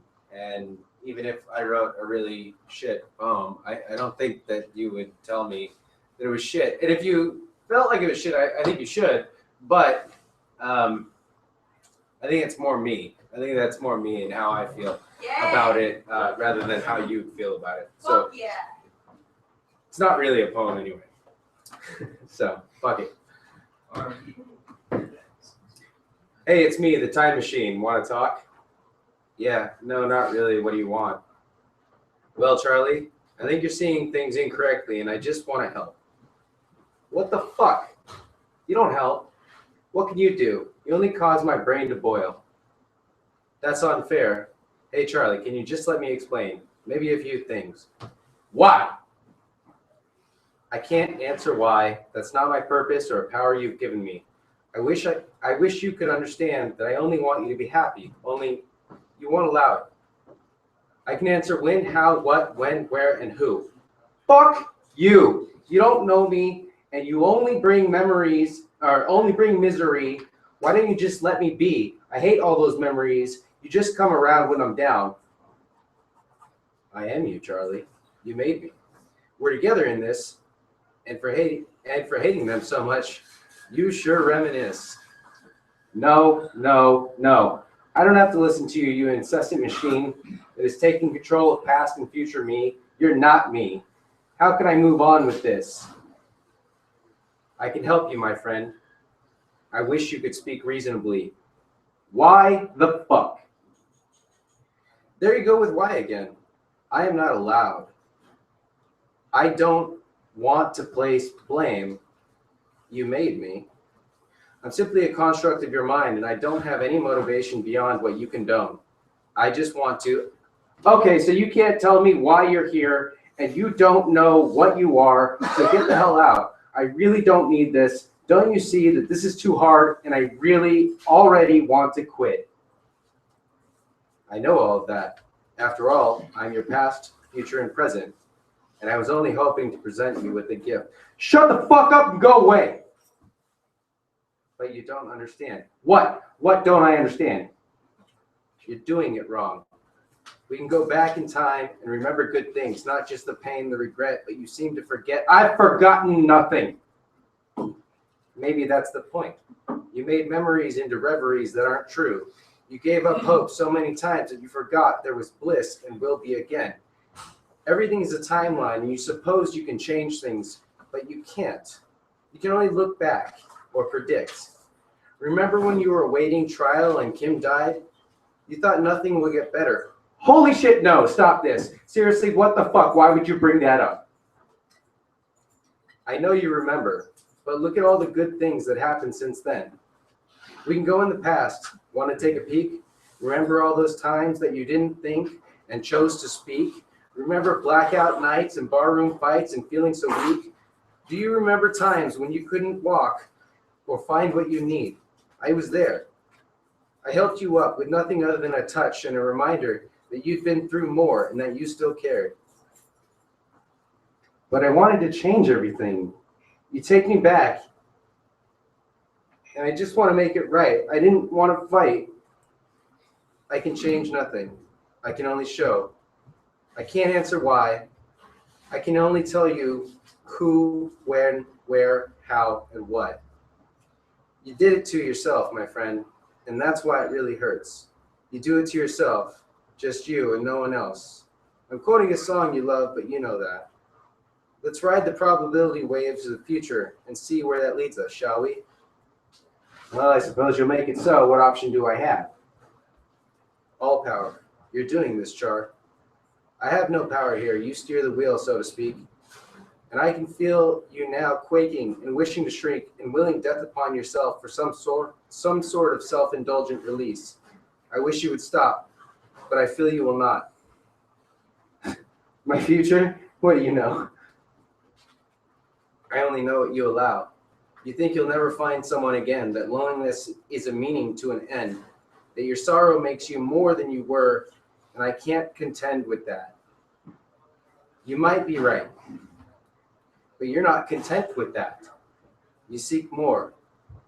Well, tell me of my future, you fucking parasite, you fucking whore.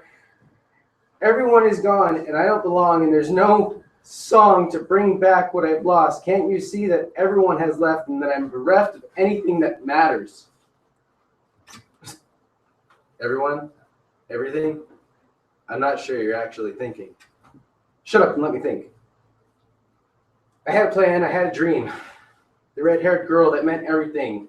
I saw babies and a life and a good old American meme. I had it. You're the fucking time machine. Take me back and make me amend it. I can fix this. I can make it better. I can do it different. It's not a function I possess. I can take you back, but I cannot change what has happened. I've seen you cry and bang against this ethereal blockade. I've seen you slam yourself against it until your nose bleeds from internal hemorrhaging. You've bled several times and you wonder if it's brain blood. I worry about you. You're too fragile for this. Please stop hurting yourself. Fuck you, you don't know what it's like. We've been through this, Char. I do know. I know, but I'm trying to teach you something. You don't know anything. You've helped me not at all, and I'm sick of your bullshit. You need to give me answers. You're the fucking time machine. You did this to me. I've done nothing to you, but I do have advice. It's something you knew, you know. Look at the people in front of you. These patrons that feel you. I can take you to past and I can show you the future probabilities, but neither of these are realities. The only thing you have is now. Now. Who will you talk to at the moment after this reading? Who do you feel comfortable greeting? This might have meaning. Can you allow yourself to forgive me for being? Can you stop the past and future tripping and just be? Can you meet people in the time being? Can you just be? All I wanted was to set you free. I just want you to be your time machine. I love you because that's loving me.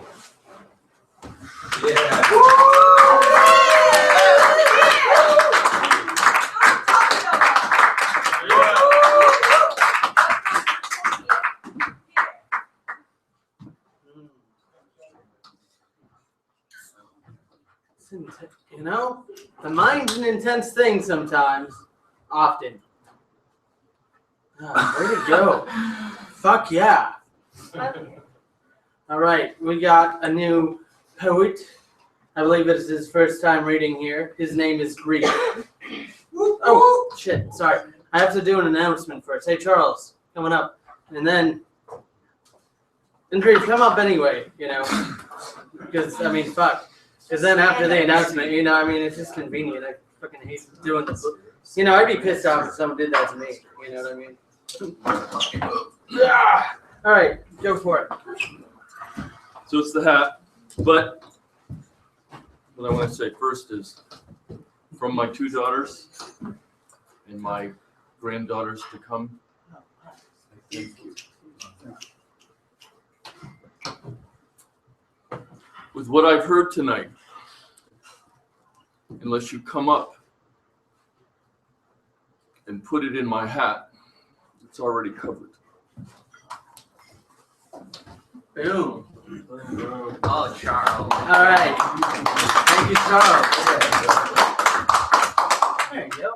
Anyway, Mrs. Reed, give him some love, some attention. Take it away. Yo, check it. It's the Cush Cafe. Look who came out to play. It is me, they call me Grief.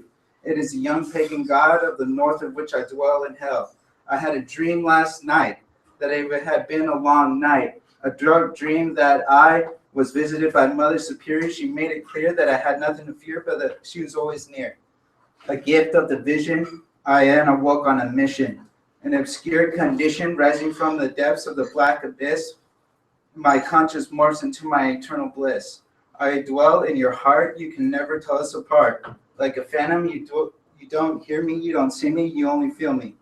None but deceit in my heart, none but death in my lungs. A cleansing of the spirit, it ain't hard to hear it. Y'all looking for that 777, y'all know I got it. I am only the vessel of my higher power from which I am not a coward, nor of this world or its earthly riches. Not a slave of sin, but a citizen of superior savior. Never relying on the cryptic illusion of the crooked Prometheus from my mystic reign is one of the purified euphoria. Young Grief has the answers of which you seek, holding the sacred scripts if you want the truth of not the weak. Thy will be done, thy angel song unsung, spewing from my tongue. Grief will never turn you loose, I will always hear your call. I am the way, I will offer you their deepest desires for that forever and a day. Come take my hand, I will show you the way. I believe in you as you believe in me.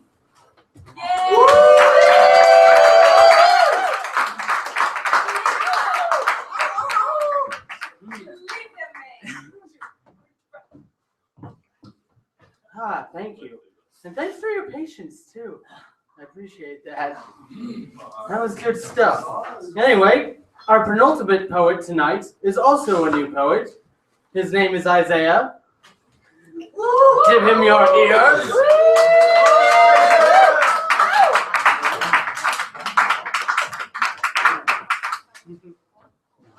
How do you want to do this? Standing, sitting, off the thing? A variety of things. Okay. I'll move around. I'll I was just saying. yeah. You know. Oh, either way, you can stay there. It's fine. Yeah, you can totally take it off. Yeah. I like to pamper my poets. All right, enough about me. This is all you. Well, it is good to be here. Yeah. It feels like family. Oh, yeah. Yeah.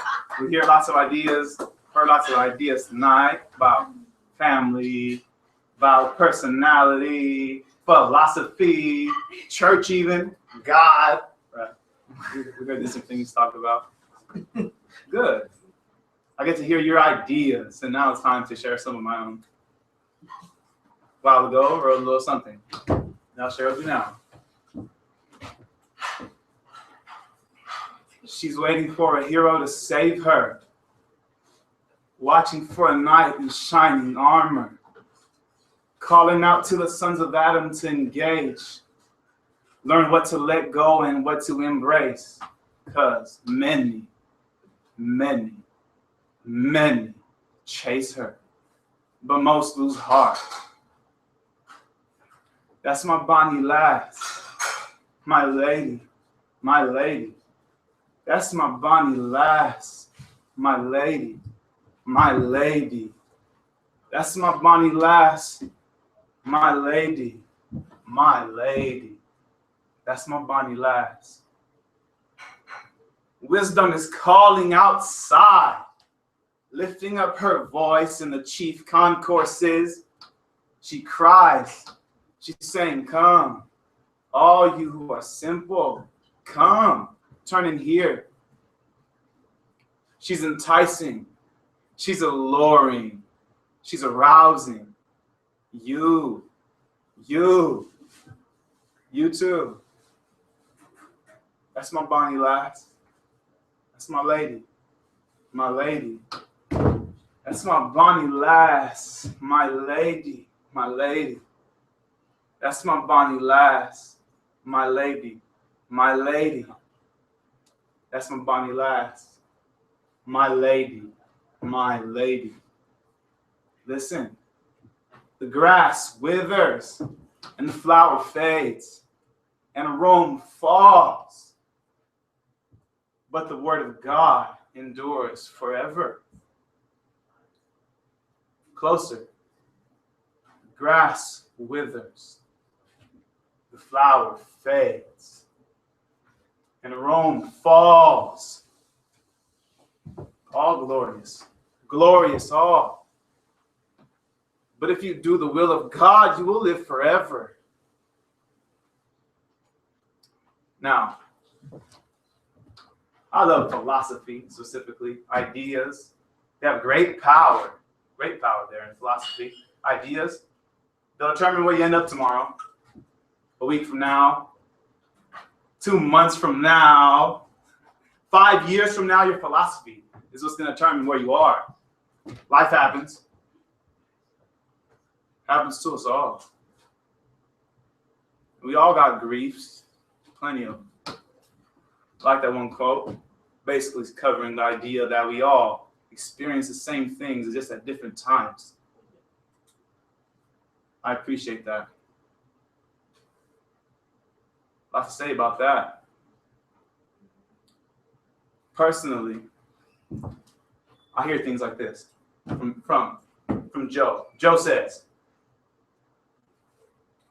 Isaiah, I just can't understand how you could place your faith, your belief in a text that's been filched, that's been touched by man, had his hands all over it. I can't understand how you could place your faith in such a thing. The Bible. Well, to Joe, I say, hey, Joe, tell me 2 things that you know that man hasn't had his hands on. Personally, where I fall back, where I choose to place my heart, my mind, my cornerstone, specifically, clearly. Now, if you know anything about carpentry, maybe, the cornerstone would be used to line everything else up with, basically. You might understand that. It's easy. You line something up and you base everything else off of that. That's what the Bible is to me. The Word of God. We've heard lots of ideas here tonight, for which I'm grateful to hear. We heard about gratitude.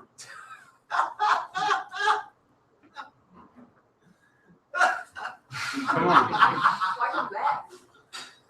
I'm touching his heart. Touching his heart. His. Oh, okay. You might not like it. You might like it. I thought you were pointing at me because I just like. Okay, good. That's okay. Let's try not to see. Hard. The idea back to philosophy for a moment here. Got 2 more minutes. I'll give you 30 seconds. Just about. Yeah, you do. Philosophy, see. Because back in the days of the Bible, the New Testament, you might be familiar, Greeks, right? The Greek mindset was heavy. There's a lot of influence from Greek philosophy. But that word, philosophy, you might not know it, lover of wisdom. Now, these Greeks, even now, we see that we worship this idea of wisdom, of knowledge. We worship it. The logos, though, however, I have 2 things to present to you. And then in closing, these last 2 things. Logos and sophos. Sophistry, heard that mentioned. Good idea. Happy you brought it up. Sophistry. Actually, you have 3 minutes. Just. Oh, thank you. Yeah. No. Phone's broken. Let's hear it. So sophistry, right? Credible, believable, sounds good, a beautiful lie, beautiful, but it's a lie. Sophistry, sophos, 2 ideas talked about in ancient scripts. Best I can remember. I'm an amateur of the Bible, but in my amateur ways, best I can believe it. Best I can remember it. It says like this. You can try it, and it's going to be proven true. The Word of God. Try it, and it'll be proven true. Hey, that's a great promise. We try a lot of different things. Of all the different ideas that we got today, You've heard plenty of them. You have plenty of your own. Make sure that they are, well, your own. See, because I'm a Christian, and I tell people who I study the Bible with, look, I'm sharing these things with you, but I don't want you basing your belief off of what you hear from me solely, right? Don't just borrow your faith. Borrowed faith can only go so far. Each of you have some faith. Only go so far. Make it your own.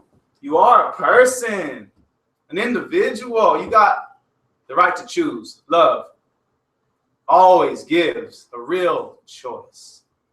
A real choice. You get to choose. Logos. Last idea here. Second and last, finally. All right. The logos. To 1 minute. 1 minute. Shoot. Perfect. Logos. The highest form of philosophical knowledge at the time. The logos. The Greeks attributed to this phrase, the logos, which basically means the voice, the reason, thoughts that have come to expression. The logos. And this logos became flesh, and that rocked the ancient world. And again, it finds itself in this room, making people laugh, making people think. My words. What do I know? Do your own thinking. You hear a lot of different ideas all the time. Think for yourself, friends. You're all my family. That's my family. Thank you, guys.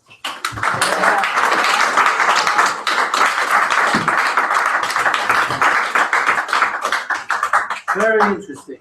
Yes. There we go. So, it seems we have made it to our final poet. Yes, it is you, Chris. It is you. We've been waiting all night. This is a good night. It's been a very powerful night, man. Okay. I'm all ready. Oh, fuck yeah. Good, good. Okay, awesome.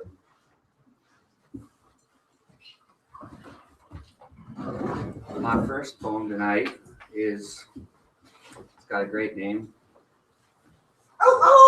It's called, this one's called Inner Gleanings, number 1. Inner Gleanings.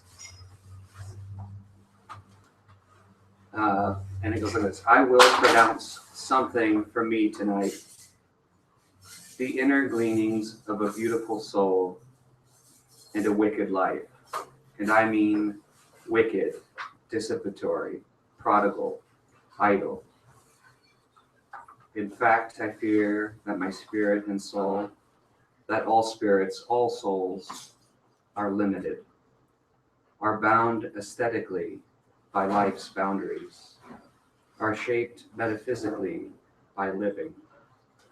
So when it's dark and it is the long night, when I am alone and my life is the only thing to think about in the dark of my room, in the blankness hereafter, that is the hour I fear for my soul.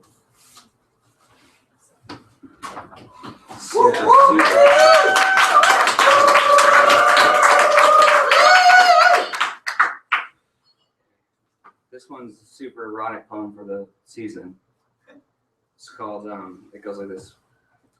Fuck Chris, Miss Lights. Fuck Chris, Miss Lights.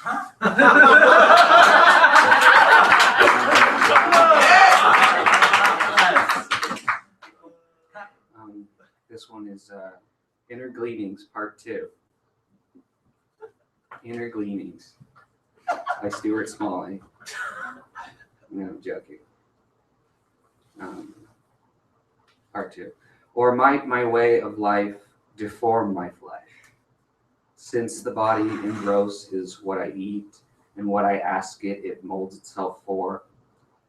My self-regard reflects that I may ask my subtle body's aid in the darkness that guilt, misdates, excuse, neglect to see, have taken shape in flesh that others see, not knowing the cause necessarily, but that I am unable to detect.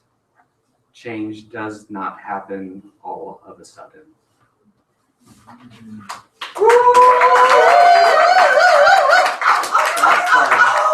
That's all an iambic pentameter, little loosely. It's pretty professional stuff.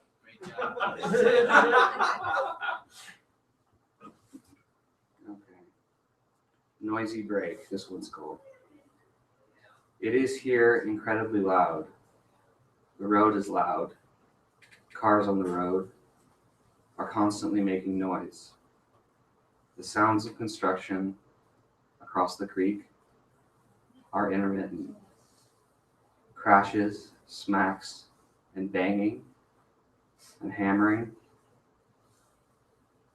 Scraps of insulation, strips of insulation, hang like fettuccine over a balcony without a railing. The apartments are not yet finished.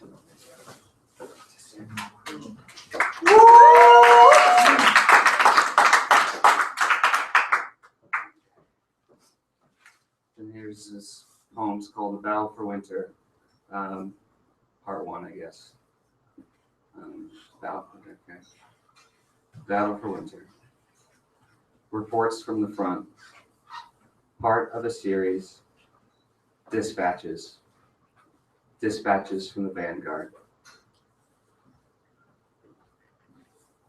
It's so fucking cold.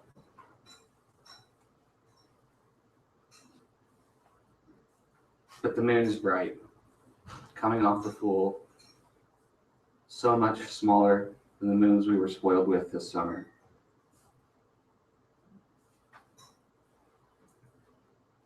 Frozen dew, she's the grass.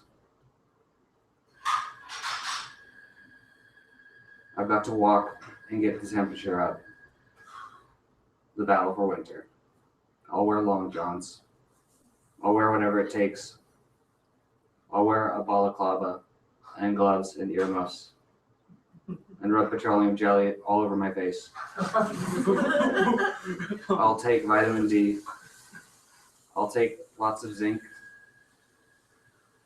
My sock against winter includes kitchen sink. I demand satisfaction. Winter will not win. It will not try my world, but it will fail. Sort of like a manifesto. I think that's it. That's end of part one. Deal with more later. Okay.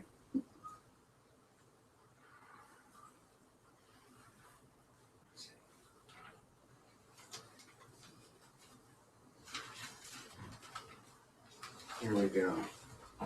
This one's called Leaves Again. Today, as if appointed, all the leaves on a particular oak, or whatever tree it was, gave up trying to stay in the tree. Probably they were leaf blown out. Understandable, but not very feng shui way of taking care of the leaves.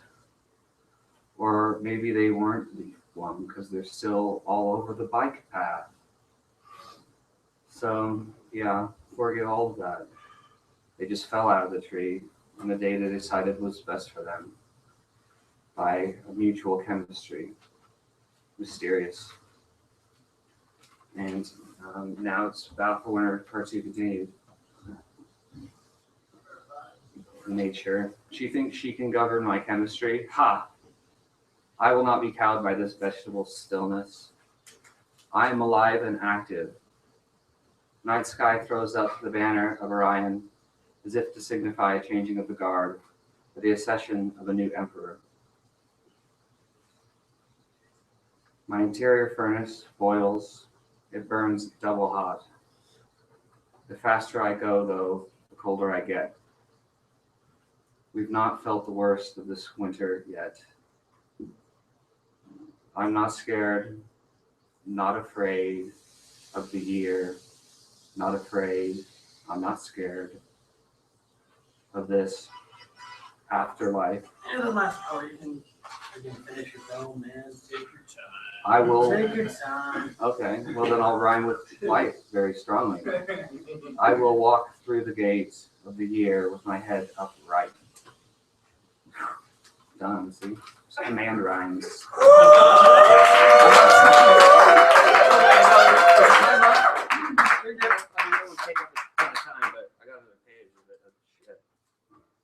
I want to finish it. It's really good. Yeah, I already said you go. To resume attack, undermine, sap, blunt, subvert, mock. It's a battle for winter.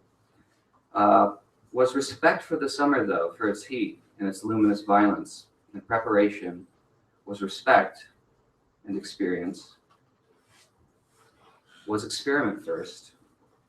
Here at the beginning of the war, trial and error are painful.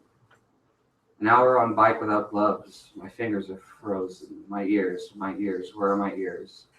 My ears, where are they? My hands, where are they? My nuts, where are my nuts? Frozen to the bike seat. Underneath, there are obstacles left, though, are gone. No more of the sun. No more sunscreen, no need. When the sun at noon in winter is summer is 6 o'clock. Earth has turned away from the sun, so shall I turn away from the sun. Thank you very much.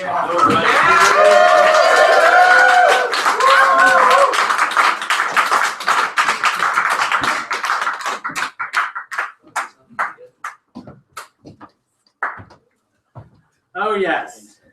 This has been page 2 poetry. December is back with a vengeance. So bundle up. You know, I really appreciate this. You know, it's like every night I always come early and I think, there's gotta be like maybe 3 of us. Of course, then I remember it's only on Tuesdays. Never mind. This is good, you know. God, I'm like keeping you guys here, you know. I hope you don't have to like go to work or anything tomorrow because the entrances are blocked. If you don't believe me, you should go check out for yourselves. Seriously though, thank you. I hope to see you next week. Yay! And if you're watching this on YouTube, fucking hit subscribe, damn it, all 11 of you. I mean, Jesus. If someone can hit subscribes for just, you know, watching kids open candy, you can. This is hardcore stuff. Just numbers, Hey, you.